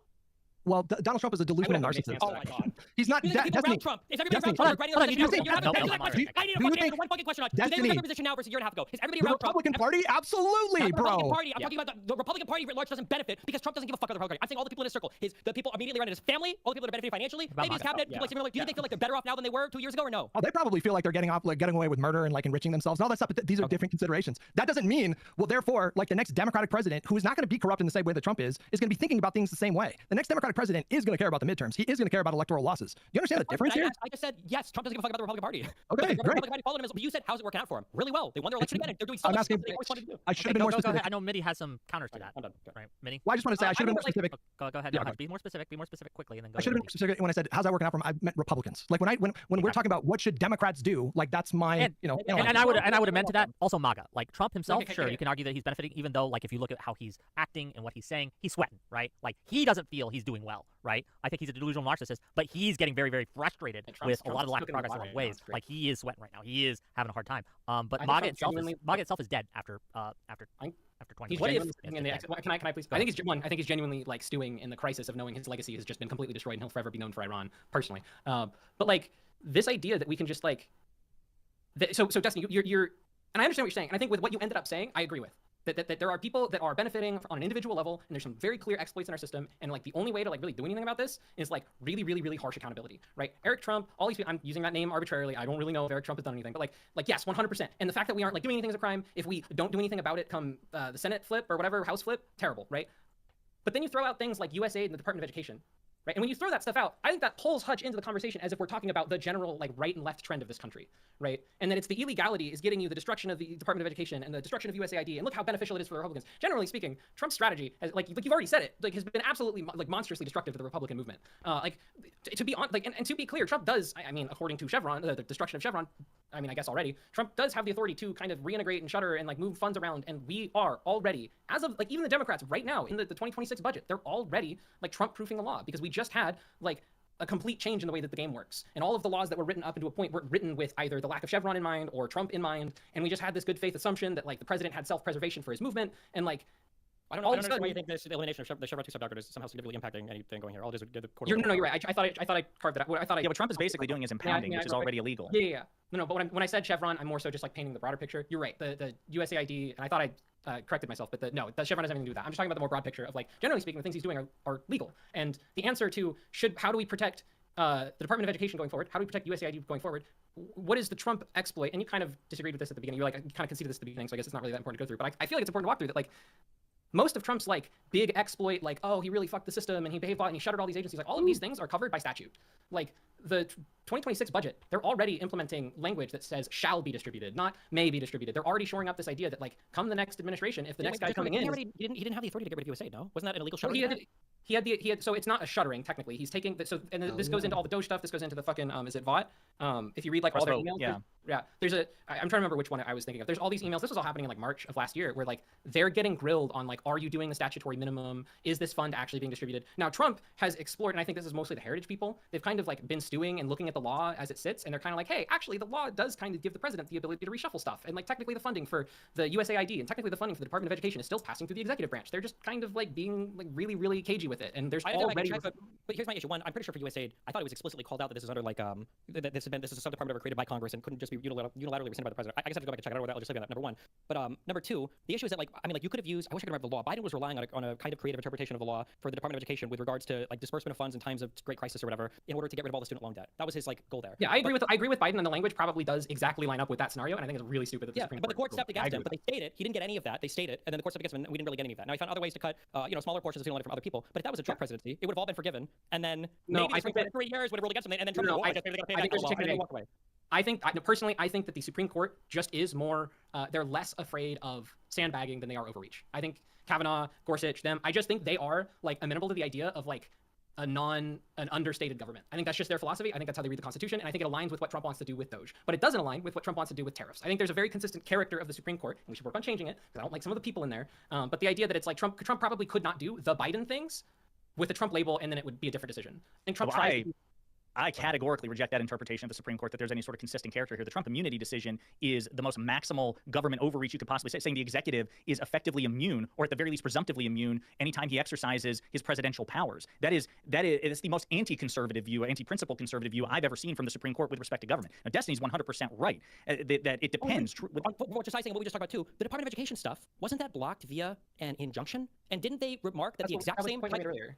Yeah, but I'm saying Trump got universal injunctions eliminated. They're gone now. You can't enjoin But the those are government from. What do you mean? So I've read the universal injunction opinion. I'm not trying to be like snobby about it, but like I last year really struggled with the Supreme Court, and there's a lot of stuff. I don't agree with the immunity decision. I think there's a lot of things. I think that genuinely speaking, I went into the universal injunction opinion like kind of hating it and thinking it was terrible, but I understand the logic. I read ACB's. Did you know that there were 2 attempts to get rid of universal injunctions under Biden, and the Supreme Court declined? I think it was the same judges, wasn't it? Do we have new ones? It was the same Supreme Court justices. Do you want to know why? Because the Supreme Court loved universal injunctions as long as they came out of Amarillo, Texas with Judge Kazmarek. But when Trump gets slapped with universal injunctions, there were 2 attempts. There were 2 attempts during the Biden administration that I'm aware of, where the Justice Department asked the Supreme Court to review the legality of universal injunctions because Biden kept getting cock-blocked by Republican judges. And the Supreme Court said no. Why? Because it's a case-by-case basis. Oh, you're a Democrat getting hit with universal injunctions? That's cool with me. Oh, you're a Republican? Well, it's not really right for one federal judge somewhere to basically have a national cock-block on the President of the United States.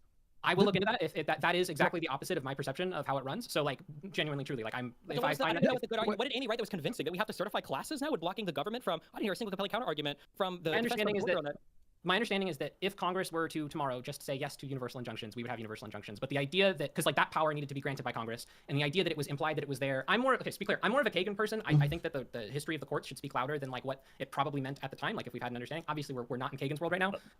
But the idea that like, if you actually look at what it meant at the time when they wrote that, there just wasn't this kind of thing. Like the idea I do want to go ahead real quick, but I want to get off of this. Let's say that the federal government says the federal government makes a law, president enforces the law, and the law is basically saying no more blue cars. And then let's say that somebody in the Southern District of Texas sues the government, like, you guys should be allowed to have blue cars. And then it goes through the Fifth Circuit and everything, and they win their case. They win their case there. They get an injunction against the government. The government can no longer enforce the law against that person. And the argument was, well, if you want to bar this law from affecting everybody, you can't have a universal injunction. You got to certify a class of people that drive blue cars. That's crazy to me. How is that a good decision? No, because the good faith thing, it's not that we expect good faith, it's that we expect some sort of like cognitive awareness of what's going to happen in 2 steps. And like if one person takes it up to the appeals court, it is the judges are obligated to match the decision of every single court above them. And then it goes all the way up to the Supreme Court. And like, it is a weakness in a sense. But here's the issue. Here's the big challenge, though, that none of them talked about when they were the decision was, oh, in that case, I'm not going to appeal cases that I lose. I'll let them win in that district and I'll never appeal. And now you have no percolation. You have no, which they love that word. You have no cases ever going to the Supreme Court. Why would they appeal the decision in a single district? Let every single person around the country sue until they won in every single district or at least every single circuit or whatever. If you want just pass a law. Just pass a law. I'm sorry. Not to twist the knife here, because this Supreme Court doesn't give a fuck not just about federal statute when it's convenient, but the Constitution. Section 3 of the 14th Amendment very clearly bars insurrectionists from ever again holding office. And 9-0, even the liberals cucked out here and said effectively it's dead letter. It's plain text in the Constitution. It transcends federal statute. But because it was prudentially inconvenient. I'm gonna be honest. In this exact moment, I'm not speaking with any authority here. I'm just gonna presume that 9-0 ruling probably has something behind it. That's just me. Well, you're right. A lot of the temperature on the country. They were like, I think Amy even wrote that in her. I think it was Amy. Well, Amy's conservative. Well, sure, I know. They were writing like in the decision of our court, we think it's important that everybody calm the fuck down. I think Sotomayor might have written that in her concurrence, where they were all like, we all should come together and if Sotomayor's actual like reasoning, or if that was just like flat flavor text on like, okay, if it is that like I'm willing to hear criticisms on SCOTUS. I'm just like, all that I'm saying about SCOTUS in the broad sense of this conversation is that I see a court that, although misguided, and I think Kavanaugh's like pragmatism is like fucking terrible, and that's the part of the immunity decision that makes it so terrible. I just see. I'll accept bias. Like I'll accept that there are moments of bias, but like yeah, I just see them having their own character and having their own preferences. Okay, here's where we're going. I know Hutch wants in, so I'm gonna give the mic to Hutch. Then I have a question for both sides, and we're gonna close. Like, are you asking if it's a good one? That's what we're doing right now. So Hutch, the ball is yours. I find this part of the conversation like the least productive, because we're having a conversation about how, you know, the Supreme Court, you know, we don't like, and they're doing things that are, you know, bending the system or even breaking the system, but like we're not really getting. You watched it? It's still it's like still live.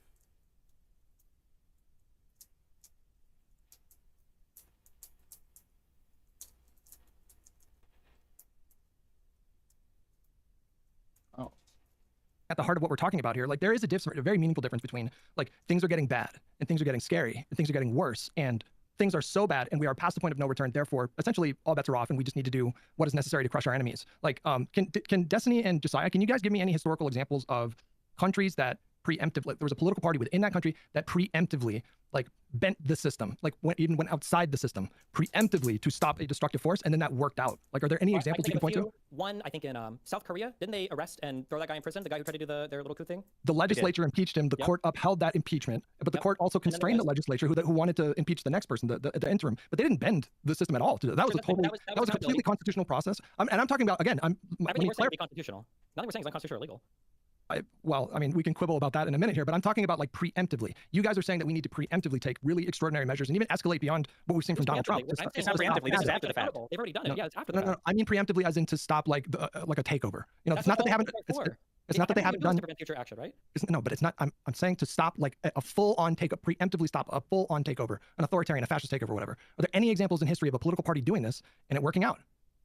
The ordinary punishing in Brazil, didn't this happen again recently as well? Yeah, Again, I can't. Wait a minute. I can't because I'm not familiar. It's entirely possible that this is the case.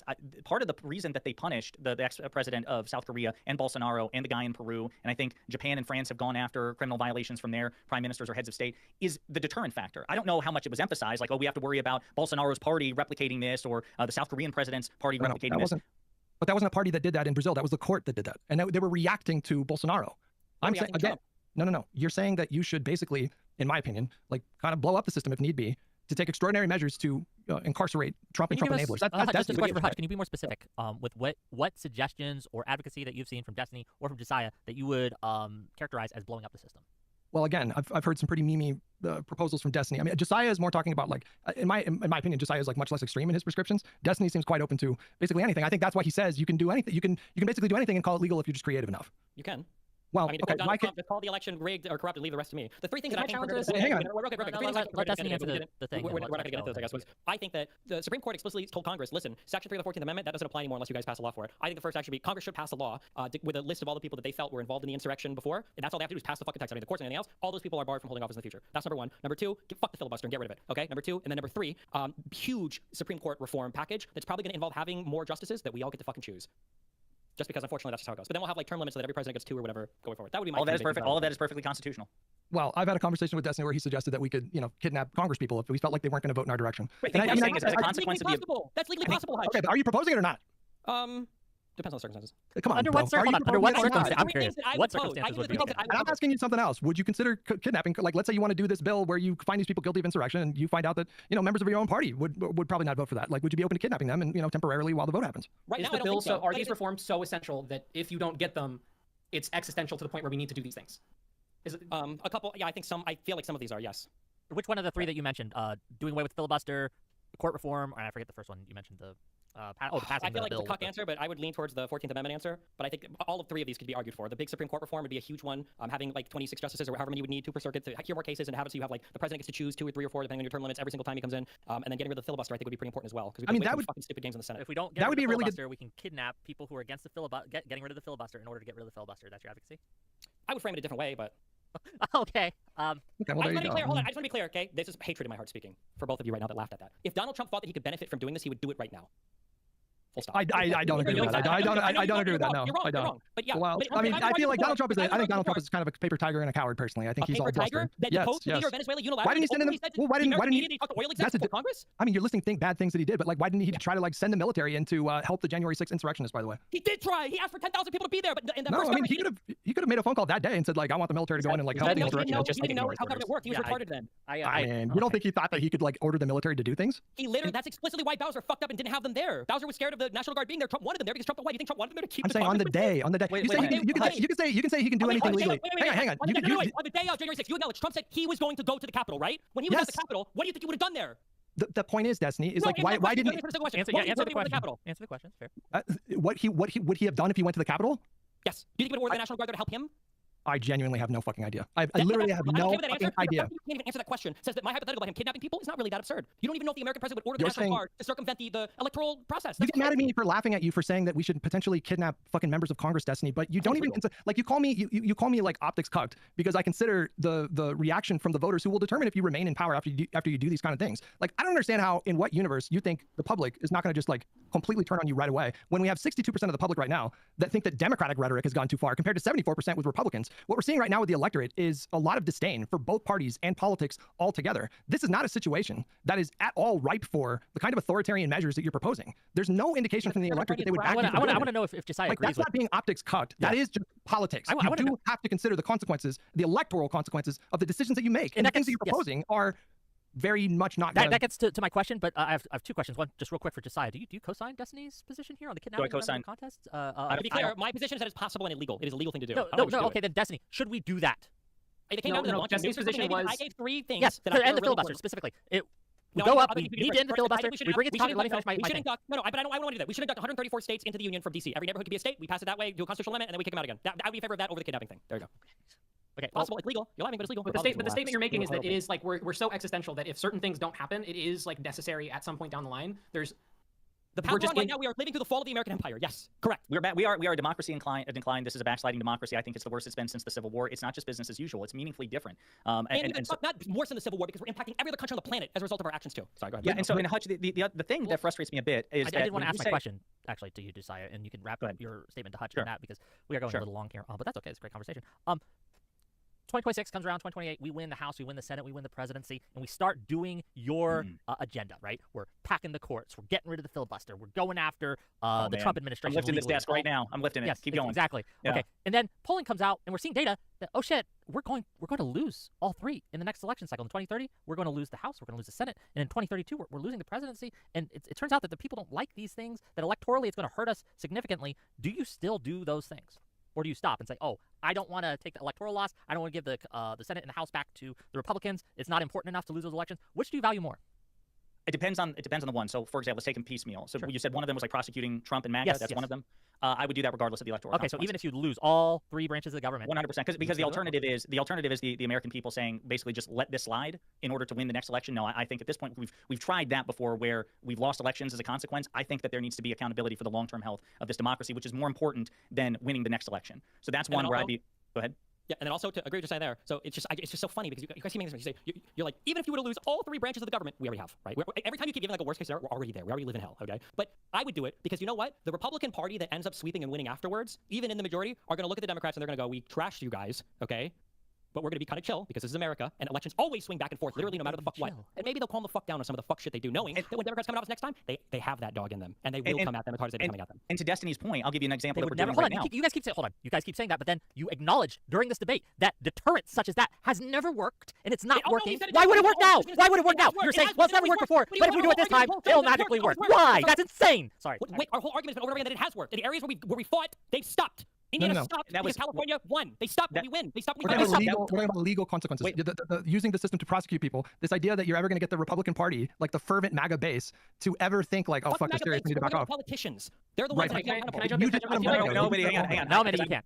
Sorry, wait a minute. Because the Proposition 50 example, in my opinion, is instructive of the mentality that I'm talking about. So people ask me this all the time. Well, if you gerrymander Proposition 50, we game it out. Which party has the greater potential on paper for gerrymandering? Well, let me ask you, decide if Trump went after every single, if he went after Comey, if he went after the other people he's going after. We're struggling to name people he hasn't already went after, by the way. Sorry. No, he's already gone after. The names are Letitia right now, James, but we all got. Adam He's Schiff, gone after all these things. Has that made you want to stop opposing him? Sorry? Has that deterred you in any way, shape, or form? Right. Yes, it's deterring you guys right now. You guys are deterred right now. No, you're saying that this is a losing proposition. Why would we ever repeat a losing proposition? You see a guy lose a chess, and you're like, those moves are great. I'll copy those moves. When he just got PDF. You are doing the false dichotomy again. You're doing like weaponize or surrender. Like probably everybody on this panel agrees that criminals should be prosecuted for crimes. They're not criminals. Why do you keep saying that? Why are you criminal? Bro, people that commit crimes, okay? People they didn't commit crimes. It was bullshit. They were false indictments. What are you talking about? Okay. I argued this with Liddy earlier when he's like, well, they use the DOJ to go after criminals. They You said that Donald Trump is lawless. You said that Donald Trump is lawless. He is. He played the immunity decision does not mean he's not. The immunity decision does not mean that he's not committing crimes. It complicates enforcement mechanisms after he leaves office. They're not saying everything he does is legal. They specifically don't say that. Yeah. I don't know why you're quibbling with me me on this, but there is So a I'm difference actually between what I was saying. So, Sorry, Proposition, yeah. so Proposition 50, I supported Gavin Newsom pursuing I Proposition did. 50, even when election experts, including Laksha, your favorite, said that if you maximize for gerrymandering, the Republicans have a higher ceiling for gerrymandering. On paper, we were scheduled to lose that gerrymandering war, and I said it was worth fighting anyway. It's the same sort of mentality. The abuse victim better not hit her abuser in self-defense, otherwise he's going to put her in a coma. It's the same sort of mentality. My position is not that we only make moves that are guaranteed to win. Some fights are worth having just on the merits. Holding Trump accountable, even if it cost us elections, I think would be worth it. Doing Proposition 50, even if at the end of the day Democrats lost the gerrymandering war because there are more red states to gerrymander, it was worth it. Sometimes engaging in self-defense, even if you still lose the fight, is worth it. That's my position. We're on board. We are on board with like criminal prosecutions. Again, it does sound acceleration. What is this? Pretty no, but I'm just saying, dumb. like, you don't need to pitch it. Shut the fuck up. There are no, like, you don't need to pitch us on like pursuing accountability for people. Honestly, saying nobody's committing crimes. These three are the more interesting part of this. Like, Mitty doesn't need to be here, and Wick, as always, doesn't need to fucking be there. He often adds about nothing to any of these, even though he always tries to play like moderator. He always gets his input in there, and it's almost always fucking dog shit. But like I'll just speak to you directly. You are saying people are committing crimes, and that you want to see legal accountability for that. We're already on board with that. But I just don't support blatantly, explicitly weaponizing and politicizing the DOJ. It doesn't work. It doesn't serve our interests. It doesn't instill a sense of confidence in the system. And to Mitty's point, there is no off-ramp for this, Josiah. Yeah. There is no off-ramp for this. They're not going to stop if you do that. Exactly. I was answering Wick's question. Wick asked me, would I do certain things even if it resulted in political defeat? And I gave 2 examples where I would. I was answering his question. I wasn't talking to you. Calm the fuck down. I'll drink a sip of water. Oh, please do. Okay, can I say one more thing before closers? One more thing, but then we got to get to closings. Then I want super chats, and a lot of people want in, and we're going to try to get to some callers, and that's what we're going to do. So maybe last thing, and then we're going to closings. I mean, there's a lot I would love to dive into and keep on going, but I would like to challenge the idea. It's like, one, I don't live in the world where we're going to be able to do constitutional amendments in 2028. I don't live in that world. I think that we are probably only going to be able to get legislative reform. I imagine we're not going to be able to overcome the pardons. I imagine none of this is going to happen, and I imagine we will be okay. But when I hear things like you can justify anything, you can indict a ham sandwich, which was in a different context 5 years ago, that was the other side's argument. But the idea that like just be creative enough, you could do anything. And then when I'm like, hey, what does that mean? It's like, oh well, you can like bog down some famous people with process, and it's like, okay, is that what being creative is going to look like in Newsom's like administration? Is that like we go to the court, and this is where like the existence of this, what are we going to do if, is the problem, right? Is there just a point where we have to say we lost that election and that fucking sucked, right? And we need to reform the stuff that like clears up more corruption from happening. But it's like, when do it, like, is there just a point where we say, yeah, like Gavin Newsom probably can't do much to Trump after this other than put him in court a few times. We probably can't do much to Eric Trump other than like, I mean, I guess go after what his like tax reforms.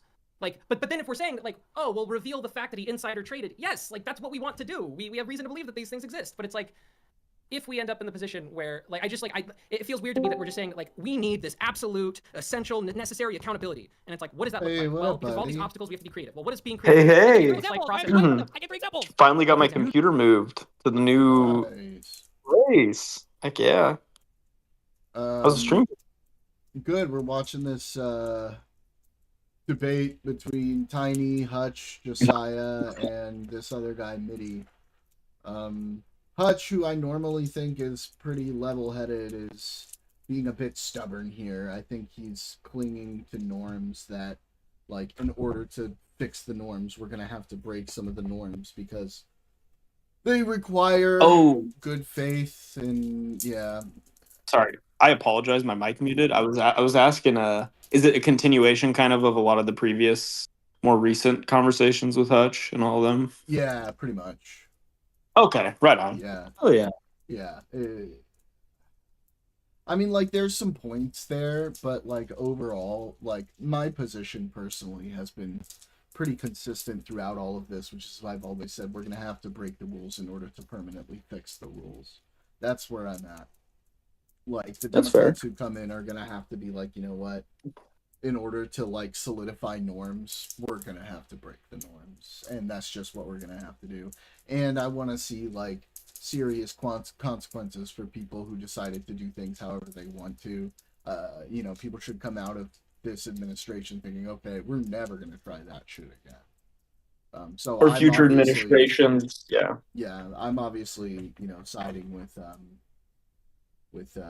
Destiny and just it should be similar to the post Civil War fallout. with the Confederate side. Right. Yeah. The way that the cooling effect it caused on the South for like the decades after, essentially, or the sentiment. That's why I think that like inevitably led to the party switch. Yeah. Because he contributed, but like party switch, there's other later. stuff obviously, Yeah. but there's a way later. But I think you can unironically like go all the way back to that. Is like one of the inception points because of how harshly the South kind of the hammer got brought down on people there.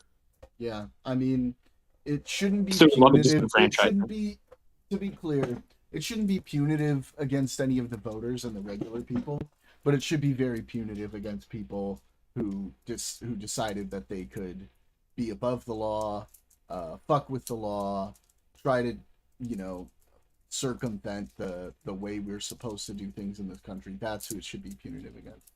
Hutch is a good person, but he's like Picard in Tapestry when Q gave him the chance to go back in time and avoid the bar fight. It gave him the artificial heart.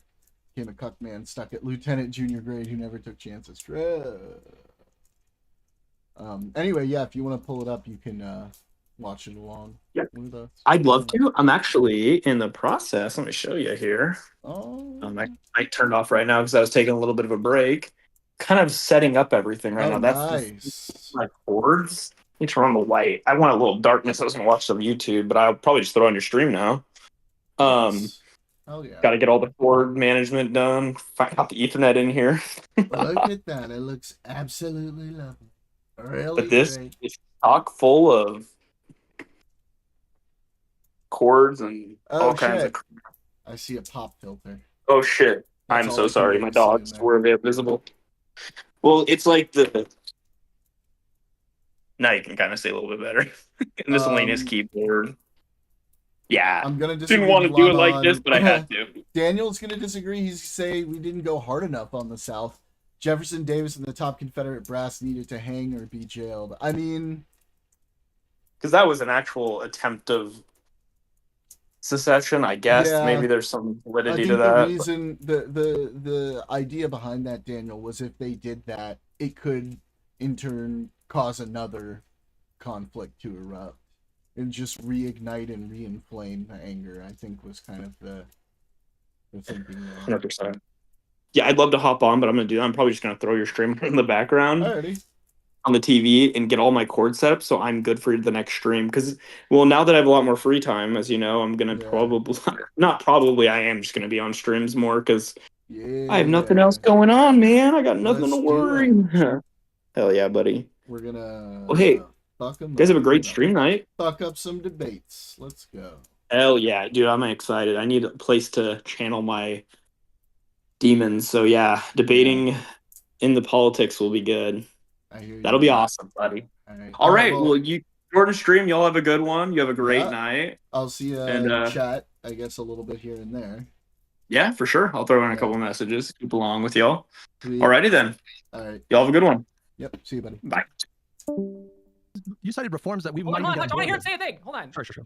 Congress passed a law to enact Section 3, 14th Amendment. Every elected conservative that was supporting Trump, however the fuck they determine that, they can do whatever they can draw fucking straws for. Okay, no, that's what I'm talking about. That's what. What? Massive Supreme Court reform. Okay. No, we're agreeing on the reform. I don't think we're getting Supreme Court reform because that's a Okay, well, consequence. wait. But if it comes to the point where it's like, oh shit, we don't have the votes in the Senate for it, that if you don't have the votes in the Senate for it, then you add 134 new representatives to Congress via DC, make them all states, what the fuck ever you have to do for it, do that, and then pass a constitutional amendment to do what you need to do, and then get rid of them. Like that type of shit. You need Congress. You need Congress to do that, and they would tell you no. And Like even the Democrats are not. we're saying, hold on. I need to finish my point. In this conversation is the presumption that there is this accountability concept that is necessary for the future of America. And I agree that it is, right? And insofar as we can have it, I want it, right? But when it comes to the obstacles, when we walk up to the obstacles of this happening, right? What we end up with, and I'm like, okay, well, we can't pardon criminal immunity, like short of like packing the courts, which I'm just going to say that I disagree with principally. I just disagree with it. It's a different You conversation. disagree with it principally? Wait a minute. You disagree with it principally? Why? Oh God, Later, we're gonna later. I want to stay on my point later. I understand what you're saying. We agree. Listen, I understand what you're saying. This Hold is on, can I please? No, let me hold on. Yeah, please, please. Go ahead. Destiny. Let him finish. No, go ahead. Let him finish. Okay. Concisely, Mitty. Concisely. I am being concise. And we end up to this point where it's like we come up on all these obstacles, and the response to that is like, okay, well, we'll be creative. We'll do indictments based on this, and that. And it's like, and when I challenge that doesn't make any sense. Our examples are, well, look at process is the punishment. And it's like, okay, is process punishment gonna be this are the Republicans gonna be like fucking forlorn by us like charging them for their gun form taxes? Like, is that gonna be the thing that like stakes them in the heart that we like This has club negative impacts. Yes. Look at how much. No, we're talking about like essential accountability. We're not talking about fuel in the fire. We're talking about like essential accountability for the health of our country. That we tag Eric Trump for jaywalking. No, dude, Hunter's about to say. I know exactly what you're going to talk about. You just contradicted yourself. There was massive accountability for Hunter Biden, but wasn't Hunter Biden pardoned? And didn't you say that since Trump didn't go to prison, that was actually was that the argument you were about to make? Hutch, go ahead. No, you were the one. No, you were the one that's saying that process is the punishment. But then when I listed all the people that went through like these processes for criminal indictments and getting disbarred, you said it was nothing. You said it was not meaningful. Process is the punishment because the conservatives weaponize the process to use it. Democrats are using the process to effect an end. Republicans are abusing the process, and then that is the end for them. Do you think Republicans gave a fucking Hillary actually did something bad with her email servers? No, they used that for a year's worth of fucking media coverage. That was the win. They didn't give a fuck if she got indicted at the internet or if anything bad happened at the internet. They got all the statements from Comey. They got all the fucking media press for it. That's all that matters to them. If the process is the punishment, I don't know why you downplayed the consequences that I said before because these people ultimately got pardoned. You are contradicting yourself. No, I'm not. Here's the Yes, difference. you are. The difference is that when Hillary Clinton's emails were talked about, it hurt her election. When Donald Trump was arrested, his mugshot is hanging in the fucking White House. Do you see the difference? The process is a punishment for one side because they're playing by the other. Canada is going easy on Confederate leaders led to their image being rehabilitated as well as during taking a principled stance to de-radicalize the South. Over 100 years of terror in the African community. I mean, yeah, in that sense, yeah, I can see. I mean, like it's also a pretty good point. The rules. The other side is flagrantly abusing them, but you seem to think that they're both the same. They're winning in spite of, not because of that. And it's No, all because the they other have real externalities accountability. during the They have real Biden accountability. 2024 election that got them the win. The process is the punishment. It doesn't matter. It doesn't matter because the process is the punishment. That's the accountability. You don't treat it that way. Not even don't give a fuck about the process. None of it's all fucking mean to you. I'm gonna fall back to what I said earlier. I think everything that we've experienced since like 2020 has been almost exclusively a result of the Democratic establishment because of Joe Biden completely fucking going silent. There was no leader of the party. Like Trump would just go out and say shit, and everyone was like, "All right, cool. Now I know what I have to like defend." And they would move and say shit, and the Democratic Party had nothing. I don't think that if we're talking about the essential, necessary, without this we fucking die accountability, like it's not process punishment. It's get the fucking information out there, have a message, and drill that into everybody's fucking heads. And like this is the way that I do it. When I say start of the fall of the American Empire, or it's already happened in 2016, is we're talking about all this domestically. We're not going to get into this conversation. But internationally, the entire fucking world is looking at how the United States responds to Donald Trump. And if it's just to move on to the next election for business as usual, who the fuck is ever making any big deal with the United States of America again, knowing that we're one bad inflation period away from electing another fucking lunatic that's going to do God knows the fuck what else all over the world? Nobody would disagree that like legal accountability or like some kind of accountability is really important after a moment like this. Nobody would disagree with that. But we do have examples in history of world leaders that committed like full-on atrocities that were never held accountable, and then the countries went on to become healthier, functional democracies. Spain with Franco, Chile with Pinochet. You know, like these things have happened before. I'm not downplaying. I am not downplaying. Deposed or gotten rid of. Whose administration didn't carry on? They did not go to jail. Franco did not. Franco died when he was in power, I believe. Pinochet like avoided any like real accountability for like he mass murdered like thousands of people. Okay, like that was not ideal that he got away with that. But those countries did find a way to get on a better path. So I think this idea that the idea that the kind of accountability that you guys want is so necessary that if it doesn't happen, it necessarily represents the end of the republic. History does not support what you guys are saying. There are examples of countries getting on a better path when that didn't happen. Yeah, as far as I'm concerned, I'm not saying it's the end of the republic. I do think it's a major step in democratic backsliding. It's not just a minor step, it's a big deal because it's also a culmination of a pattern. Again, the pardon of President Nixon, the botched Reconstruction at the end of the Civil War. There is a general atmosphere of unaccountability for corrupt leaders, at least corrupt presidents in this country. And then you add the immunity decision on top of it. This is where I totally agree with Destiny. Unless you really use the system to demonstrate to MAGA that there will be legal consequences for their actions. And I understand that you gave some examples. I actually disagree with Destiny on some of them. Fox's behavior did change in certain respects after the Dominion lawsuit. Tucker Carlson was fired. They didn't traffic openly in the 2020 election denialism as a consequence. When Gavin Newsom threatened his $787 million lawsuit just last year against Jesse Waters apologized on air because they didn't want to get slapped with that sort of shit again. Now, and that's a huge deal because Jesse Waters is a sniffly, snide fucking piece of shit. I would also argue in many of the instances, the punishment was relatively minor. So 4 months for Steve Bannon, and I think Navarro you said as well, or who was the other one? Was it Manafort? Navarro, Manafort was pardoned, yeah. And so the problem was this wasn't the end of the age of Trump. Trump himself is the one to me that matters most. It's important to try to get as many of the MAGA high command as possible, but as long as they felt that there was a future for them post-Trump, I mean, Steve Bannon went to prison in 2024 pretty confident that Trump at least had a coin flip of winning the election. So he said, I'm doing this for Trump. I'm Trump's biggest soldier, because there was a life for him and his movement after he got out of prison. It's not just an instance of punishment. It's an atmosphere of accountability that comes from the legislature and the executive. I think that's what needs to be. And I'll just wrap up with this as far as like, because I was trying to address some of the things that Mitty said.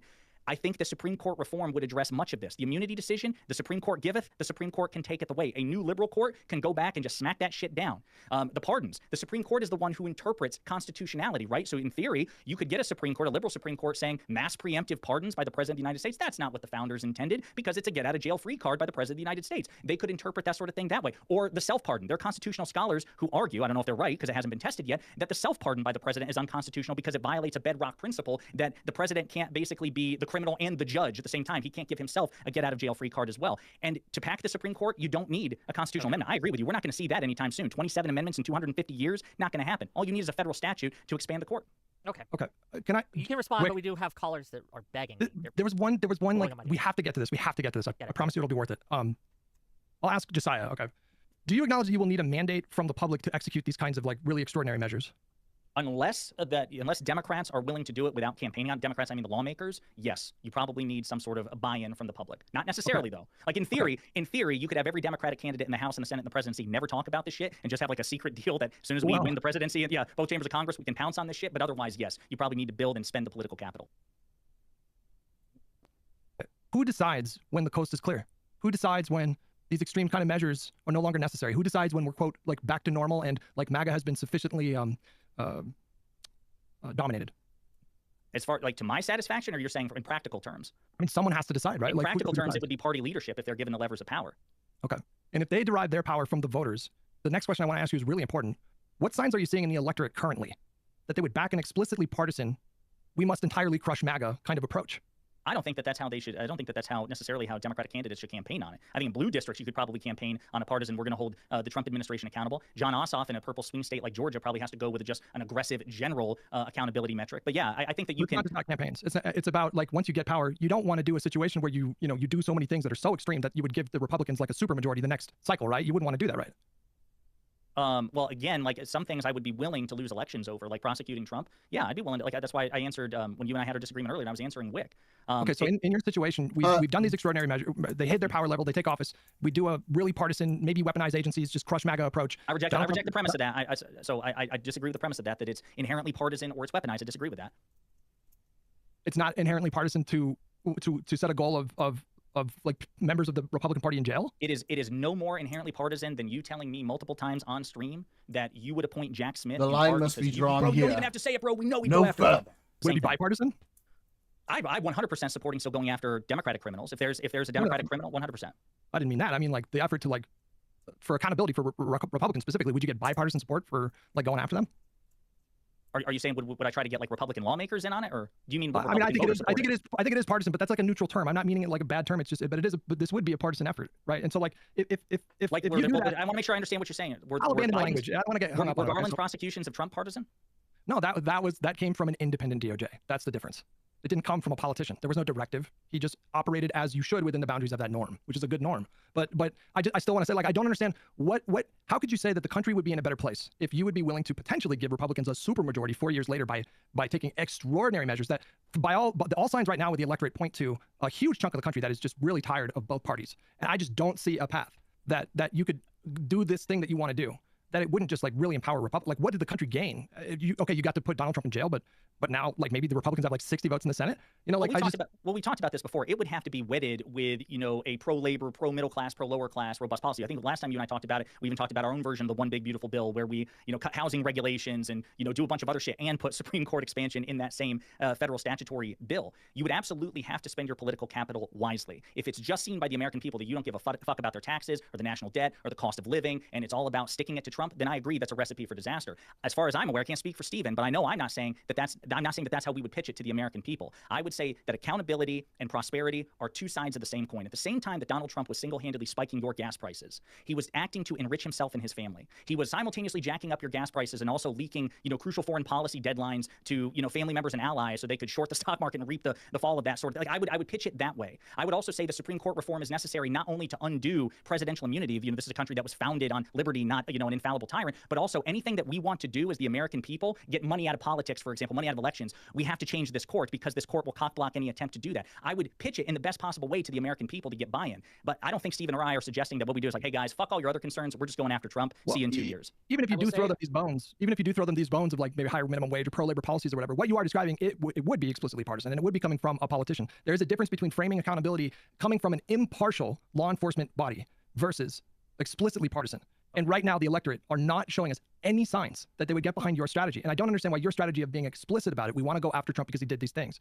Why is that more preferable than allowing an aggressive prosecutor that you appoint as AG to operate independently? Okay. Let me ask Stephen, because again, I've said this before. Like, I'm not necessarily wedded to. We gotta wrap it up. Just real quick, because the answer that I've given, but I either doesn't believe me or won't contend with this. Is the issue is that every time you're in a fight with somebody, your best defensive moves often require you to reposition yourself such that you're gaining an edge offensively. You keep asking these questions of like, well, right now the electorate doesn't have an appetite for this fight. But if you were a conservative, what you would say is, we need to have this fight so that the Republic develops an appetite for it. I think that now Josiah, in a way, I think kind of got there where we align on things. Yes. So I feel like, let's say that my position, I'm not necessarily supporting this. I wouldn't be opposed to it. Somebody's like, we need to expropriate all the wealth from Trump's family. We need to fucking rob them, right? It wouldn't be, hey guys, let's rob Trump because we're super partisan, LOL. It would be what Josiah said. At a time when Americans were experiencing record high inflation, every time Trump was going to make a crazy foreign policy decision on poly market, one of his friends was cashing out. Why was the Republican president allowed to enrich himself off the backs of Americans while we were sending boys to die in Iran or whatever? It would be stuff like this. As you have the fight, as you raise these issues to a higher saliency in the American mind, part of the fight develops the appetite for the thing that you're trying to do. It's not like this is why we never take an aggressive step. It's because it feels like every day we're just sitting here waiting around for the public to develop an appetite for some aggressive step. Meanwhile, Republicans take them and then they create the desire for them. But well, hang on, Destiny. Like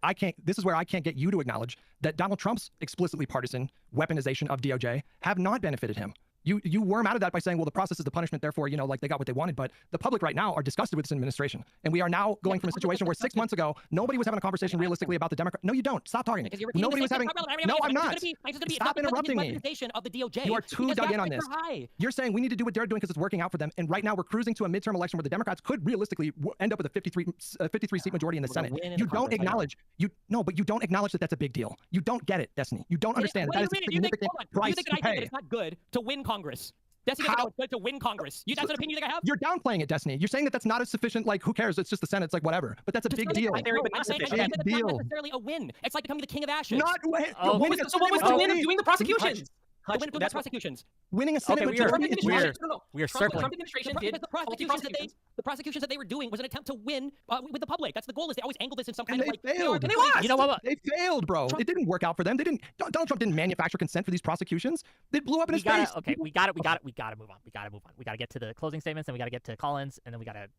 Wait, just one final question. I won't even say anything in response. Just, do you think that overall, 10 years back, if you were a Republican or a Democrat, and then you look 10 years into the future, do you think that a Democrat or a Republican would feel more strongly that their overall aims for America had been advanced? Right now, Democrats, for sure. Right now. You're okay. All right. No, you said you weren't going to say anything in response, so that was on you, buddy. Okay, Jake, this has been Can I answer the question? Quickly. We got things to do. If Democrats do not take this next opportunity, Republicans by a long shot. But this opportunity could be Democrats by a mile. Okay. To codify reform. Wonderful.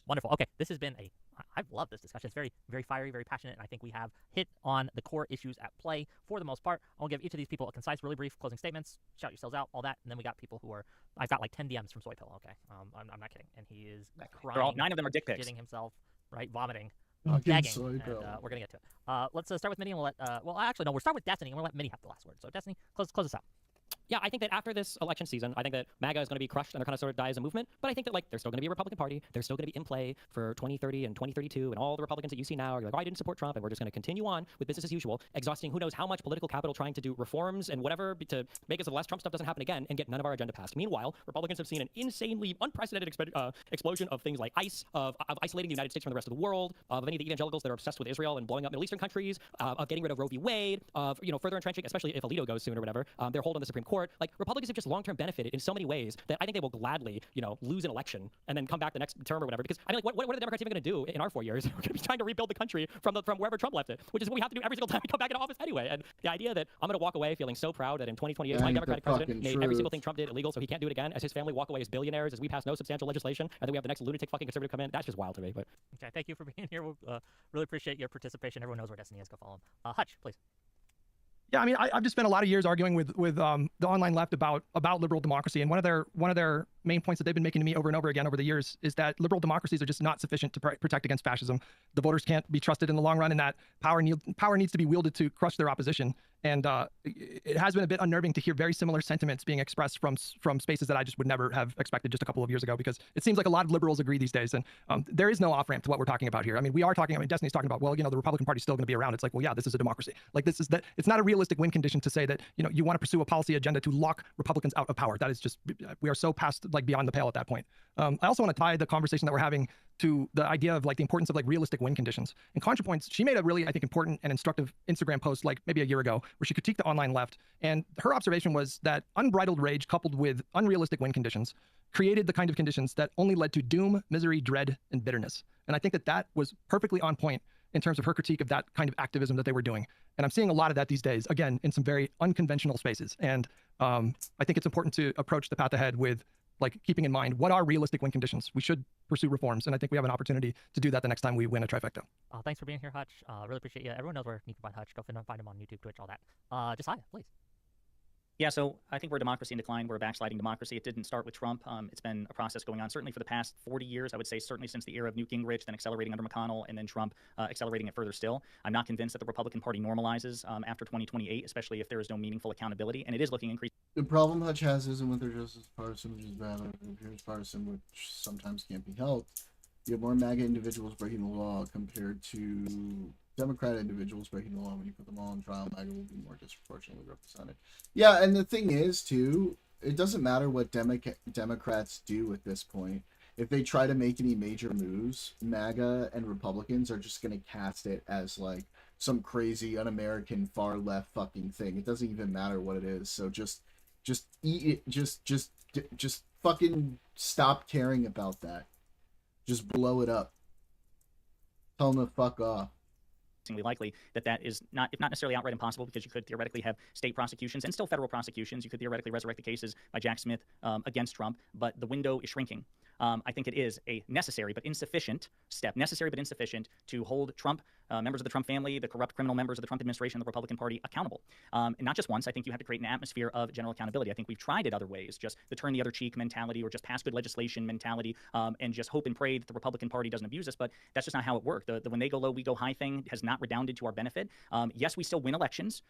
We win as often as we lose. We're still able to hold our own against the Republican Party, which is impressive when you consider the many disadvantages that we have. But we're not talking about just winning things cycle by cycle. We're talking about meaningfully improving and progressing the American experiment, not just simply slowing the decay. And that requires the gathering of political capital. It requires the aggressive judicial use of political capital. You have all sorts of people saying the Biden administration mishandled its approach to Trump. That Merrick Garland was not the man for the moment. Republicans like Chris Christie argue that. Eric Holder, the former attorney general, said that. Glenn Kirshner, Mark Elias. It's a consensus. This idea that there's no off-ramp. The fact of the matter is that in order to have a functioning society, you have to have buy-in from as many people as possible. We live in a duopoly. One of the two major parties is a bad faith actor. This idea that if we take risks, we fight back, there's no off-ramp. I mean, again, I use the hyperbolic example all the time. You could easily make the case that the best way to get the Republicans to stop abusing us would be for every Democrat to just resign their seats, just turn over the keys, all of the keys, to the Republicans. Okay, we want you to stop hitting us. Here you go. You get all the power. Now stop hitting us. None of us would agree with that. We would all say, no, fuck you. There are some things worth fighting for. I do think accountability is a necessary but insufficient process. We got to package it with a robust legislative agenda that helps us win elections, which helps us build more political capital to spend on accountability. And I do think packing the Supreme Court and making Supreme Court reforms is the easiest, most linear approach to doing that. So you can find me at Pondering Politics, youtube.com/@PonderingPolitics. And Hutch is still my boy, even though he's wrong here, and on the Rise of Skywalker. Yeah, I lost a bet, actually. I thought the he's my boy counter was going to be way higher than it was. So fair enough. Mitty, final word. Hi. I am still bullish about America. I wish I could have gone into my side of things a little bit more, but I think that generally speaking, I do think that if Democrats take this next opportunity that they've been handed, and they do it well, that the 6 steps forward with Biden and then the 10 steps back with Trump, like, we can swing back the other way just as hard. I do think of all the people that benefit, I would agree. I think Eric Trump probably is walking out of this the richest man, and I think that's terrible. And if you could give me a way in which we could stop that from being the case, I'd be totally for it. But I think that we are entering, for better or for worse, a post-Chevron era where the Supreme Court is telling us to get the legislative branch in gear, and it's not doing that. And the North Star of the Democratic Party should be doing that, because if we do that, we get the impeachment back. The impeachment is off the table because of where we're at right now, the gridlock. I don't know. I just think that we have the opportunity to shore up our country. I think that scammers might look at this and be inspired, but I don't think legislators, I don't think Republicans, I don't think anybody is looking at what this administration has done, and they're thankful that it happened if they're invested at all in a rightward movement in our country. I think that they're scared shitless about the next season. I think that we talk down Biden and his agenda getting shot down, but his legislative agenda wasn't stopped. I think that we live in a post-Chevron world now, and Trump made it clear that he was going to stop that, but I think going forward, there's reform to be done. I think the legislative branch is our answer. I don't see a path for anything that we're talking about other than fixing up the problems that we encountered in this term. And I think we're going to be given the mandate to do that. I think we should actually just do it. I'm going to be hanging out in the Super Ego. You can't find me anywhere else. Please don't try. Okay, thank you for being here, all of you. We're going to get some callers. We're going to get as many as we possibly can. I know some of you have been waiting longer than others, but I'm going to prioritize content because I got to make money. Speaking of money, if you like the stream, hit the like button, hit the subscribe button, super chat at me, do all these things. We will get to super chats. It's just I'm briefly going mobile again because I have to pee, but I'm I listening. understand. Do your thing. Do mobile. We're gonna bring in the first two. We're gonna do is 2 at a time. Okay. Soy Pill and Stormwolf are first. So here we go. Okay. Soy Pill, Stormwolf, you're here. You have thoughts. Yeah, give me a sec. Let me fix my setup. Yeah. I mean, yeah, I can go in the meantime. I guess for Destiny and Josiah, I guess Josiah's not here. I feel like we talk a lot about punishment. What do we mean by punishment? It's something I feel like, I know we talk about the reforms and like the whole thing with like the Congress thing with the insurrectionists, but like when it comes to punishment or DOJ and prosecuting for crimes, what does that look like? I feel like that's just not something that's been covered at all. So I mean, I gave my 3 reforms. One would be I think the big one would be the 14th Amendment Section 3 thing.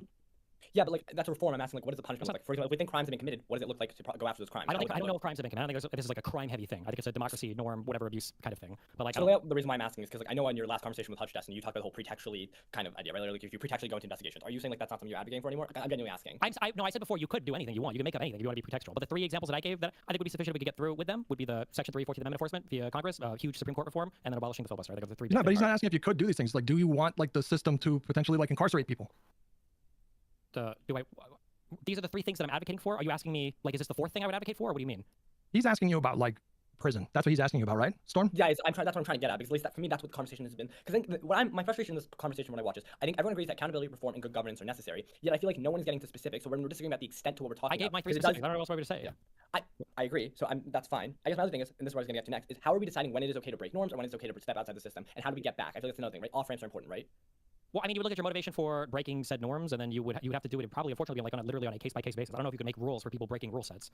Sure, I actually disagree, because like, I think the gerrymandering thing is a great example, where I think you can make a great example of why the gerrymandering thing is okay. It's not just that like, oh, we need to fight back against gerrymandering, that a failure to fight back against gerrymandering removes any possibility of actually winning back power. So in that situation, it makes sense why it's necessary. But it feels like sometimes when we hear a lot of these reforms of stepping outside the norms, they're doing things that are possible to do in other metrics and other ways possible, and we're taking a huge risk by doing them, which is my struggle. I know I talked to Josiah and Hutch. What is a huge risk? What do you mean by huge risk? Electoral risk, norm risk of not being able to get back into like a system of like where we have this kind of gentleman's agreement. Right? This is why the threshold matters, because we're talking about existential threats to democracy, and like Destiny and Josiah and I aren't considering this like, oh, like maybe we should just do this because we don't like Trump. It's, hey, there's a good possibility that Trump might be able to never let us ever win an election again. And if that is a 5% or 10% or a 50% chance, are you going to do anything about that? God damn it, my fucking camera overheated because Wick, you took a fucking hour to wrap this shit up. What do you mean? I took a fucking hour. Camera on? Are you not in control? I was streaming. Wick, are you not in control? It's fine. It's fine. I can do it without the camera. You can just hear how fucking mad I am. All right. So here's the thing. The whole point. I get the 3 things that I would be comfortable with. I think those are the 3 things. I think we should really aggressive getting those 3 things done as much as possible. I think that part of the aggressive action wins the support of the public. I think the reason why the public likes Trump so much sometimes, like Trump didn't think, does the public want Hillary Clinton locked up? He went out and he started chanting lock her up as they manufactured the desire for the Republic to see that. Like this is the thing that they do. Historically unpopular. He's historically unpopular. I don't know why you say all the public likes when he wilds out. He got all the okay. Biden was incredibly unpopular after he flubbed his debate, correct? He was not historically unpopular in the way that Donald Trump is. You keep like, why are you? Destiny, go ahead. Holy shit! My question was his popularity dipped quite a bit. Thank you. Correct. Yes. Now, in response to Biden's popularity dipping, the Democratic Party expelled Biden. In response to Trump's popularity dipping, the Republicans don't. Why? And they're paying a price for it. You don't acknowledge this. Why? He's an albatross. Wait, no, you just said that. You said they're paying a price for it. So why don't they expel him? Because they are afraid of him. They are afraid. He rules by fear. He can end their careers with a tweet. That is not a functional way to run a party, and they are crumbling right now because of it. This is not something to emulate. The Republican Party doesn't have the bona fides to stand up to him. Like I mean, not that it was a hard call to make. In the 2020, hold on. In the 2024, let Mitty go. Mitty, finish your point. In the 2024 or whatever those primaries, like there was no like anti-Trump candidate that had any. There was no way for them to beat Trump. Like there was no charismatic. They could have chosen a different primary. No, that's true. That's so true. That's so true. On that note, it's the point. The MAGA base is captured by Trump. There's a difference. I agree. The lawmakers are too, though. Why didn't they convict him in 2021? They had the votes for it, and they didn't do it. Yes, I agree. But then my point is, answer the question. Why didn't they? Because they don't care. I agree with you. Because they're also ideologically captured. Okay with it. I agree with you. I'm not here to defend MAGA. They weren't the lawmakers are not ideologically captured by Trump. They saw because the base is, and they know they need to support him to maintain their base support. Yeah, I agree with you on this one. But do you remember we talked about luxury about like the idea like it's not like just sometimes you can shift it over time, but sometimes that's discovering it. The reason why Trump is so popular is because there's a broad anti-establishment support that backs him. So when you talk about and he's able to manipulate that to benefit. So when people see corruption from Trump, he's able to spin that to everyone's corrupt. I'm open about it. Blah blah blah. Right? We need to somehow sever that tie. There's ways to disincentivize bad actors. I agree. Punishment and accountability is one, but another one is to sever political capital. I feel like that's what I never hear people talk about. And sometimes people are willing to say like, okay, we can do things that might be like seen as like against the norms or seen as corrupt, but that risk political capital and makes I me think feel some like of the political capital things, if you thought you were going to get fucked by supporting somebody like Donald Trump, then maybe when you're doing your Senate confirmation hearings, maybe you don't just go ahead and confirm any random drunk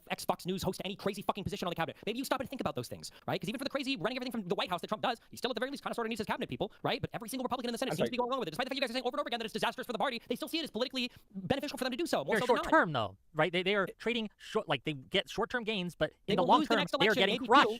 They're No, going to not regret long, this because we're getting decision. there. The idea of the gone. Senate being It's played not coming back. bingo, The right? Department of Education is gone. It might not come back. A lot of the big legislation that Biden passed, parts of it are gone. Who the fuck knows if it'll come back? The idea of this Senate being in play is insane, right? You agree? Wait, Destiny, you agree that this Senate being in play is insane considering the Senate map, right? That's like an insane thing to be happening right now, right? Sure, I guess. Yeah, so we did take a hit. The fact that Republicans are going to lose a Congress in this disastrous of a way is crazy. Next time they try to steal the election, they fucking succeed. Are we assuming they're going to try to steal the election? We're going to win every 2 years. We're on like the 27th fucking shutdown of the government because these motherfuckers can't do anything. They can't even hold on to their House majority seats. They don't give a fuck about Congress. We can use Congress, can't we? You talked about the process going down people. Can't we use Congress to like if we have a president? Once we have a president and we get rid of the filibuster, we could. But you guys I wonder what all of you were saying. Wait, is there support right now for the American public for getting rid of the filibuster, or is that still broadly supported by the American public? Say that one. I just started to say again. Where's the American public at on support for the filibuster? There's not a lot of polling for that. That's not something that gets asked a lot, but it's usually like voters aren't saying anything else. We should wait until the voters have a consensus. Like Prop 50, I don't think Gavin Newsom should have like introduced this prop. I think we should have just like waited until all the Californians came together and was like, actually maybe we should fight back, and then Gavin Newsom could have done it, right? No, I understand the referendum was actually us asking the Californian people, are you okay with this? That's the process. If you asked them before they introduced the legislation, not a single fucking person would know what the fuck we were talking about. You had to actually introduce something and tell them and manufacture this.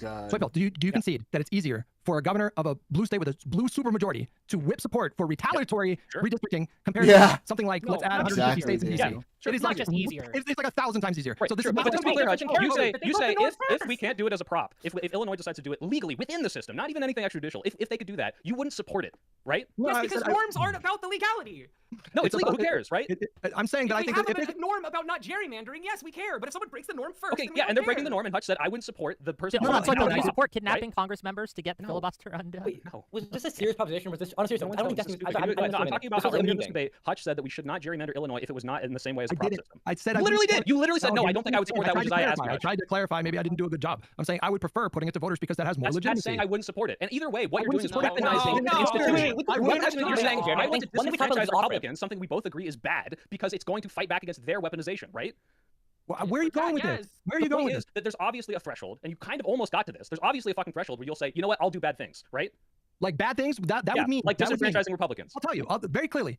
If we're in a situation where the voters can't remove the party because they don't like what they're doing, and the Congress cannot rein in the executive, and the judiciary cannot put a check on power, and like if those guardrails are gone, then we're off to the races. Okay, so what percentage? Because you seem to be very reactive and not proactive. I need to ask because this is like the whole crux of the conversation. Because the whole Wick, talk to me for 10 minutes, Wick. All right. Jesus Christ. Look, what's the threshold? What's the threshold? You believe that you need to be proactive in stopping someone from potentially dismantling democracy? What's the threshold? Is it 10%? Is it 50%? Is it 90%? You would have to have a lot of confidence or a reasonable amount of confidence. You would have to have a reasonable basis to assume or to know that this is inevitably going to happen. Okay, so when his vice president says, "I'll do it again next time it happens," is that enough? No, it's not. Frankly, it's not. No. You can't take Trump seriously. This is rhetoric. Listen to me. This is rhetoric. There's a difference between rhetoric and the actual guardrails, actual pillars, no longer being there. If we get to the midterms, hang on. If we get to the midterms and they go off without a hitch, and they are like, if we take back the Senate and we take back the House, are you guys going to concede that maybe the acute threat is not quite as existential? No, because we won in 2020 and he tried to overthrow the election. Also, the Congress can still check the president. The court can still check the president. If he does the same America, he uses ISIS as everything. If we don't have free and fair elections, will you please admit that as we're dying together in some death camp in fucking Toledo, Ohio, that you were wrong? Will you admit that before we go into showers? That's the point. I will join you. This is not serious. Wait, this is not serious. The idea that we're not going to have free and fair elections. The SAVE Act is not passing. First of all, second of all, it's not. No, it's not. Well, it's fine then. We don't have to put him in jail. Well, thank God for the filibuster. Let's address Did you just call him the certitude that you have that MAGA is like KIA after this is insane. You guys were probably saying the same shit after 2020. Oh my God! Not only did we win the presidency, not only did we keep the House. Fuck, we flipped Georgia. We flipped Georgia. We flipped both seats. We snatched them both away. Who said that? The majority. Who said that they were KIA if we like win the midterms? Who said that? You guys are so confident that he's cooked. Are you not confident that we're going to take back the House at least? Like, are you not confident? You know what I love about that? I just said how certain. I'm not saying that. Exactly. I was just picking on him for that, and he's like, "Wait, you're not certain?" Listen, I'm reasonably confident that we're going to take back the House. Okay, we agree then. What is the issue? You're right. Wick, we can call it. We can call it. We took back that. Sure, we had the White House, the House, and the Senate from 21 until January 2025, but we don't have to worry because we're going to have the House. None of that matters because Trump won an election once. So all this Democratic majority that we've had for years. If you're realistic, if your win condition is, I guess, indefinitely just block Republicans from winning elections, I don't think that's realistic. No one is saying block Republicans. We're saying black people that support the insurrectionists. What happened to Republicans? Don't we have that's their problem. Don't we have a fucking law banning the fucking Communist Party? And you're asking for a way to deal with. You're saying that short-term gains don't matter. You're saying that short-term gains don't matter. He says they matter. We can make short-term gains. We can make short-term gains. But what's happening is the Republicans come in, they do long-term damage. The Democrats come in and they make a little bit of short-term patchwork. Then we get another set of Republicans. To be clear, this is short-term gains. When we talk about how we need to have the accountability and you guys don't care if we lose future elections, that is short-term gains. What's to stop the next Republican president? Wait, what's to stop the next Republican president from coming in and being even more brutish? Because they say, oh, well, I know they're going to come after me. They'll know that he'll go to jail if he tries that, which they haven't done. You think Trump doesn't know he's going to go to jail after this? He's not, right? We can consult the entire record. Every single conservative right now is acting as though they will never be held accountable. So when you keep saying, well, what happens when the next person comes in and they think bad things, they already think that nothing bad will happen to them. That's how they're acting right now. You're just refusing passive accountability. The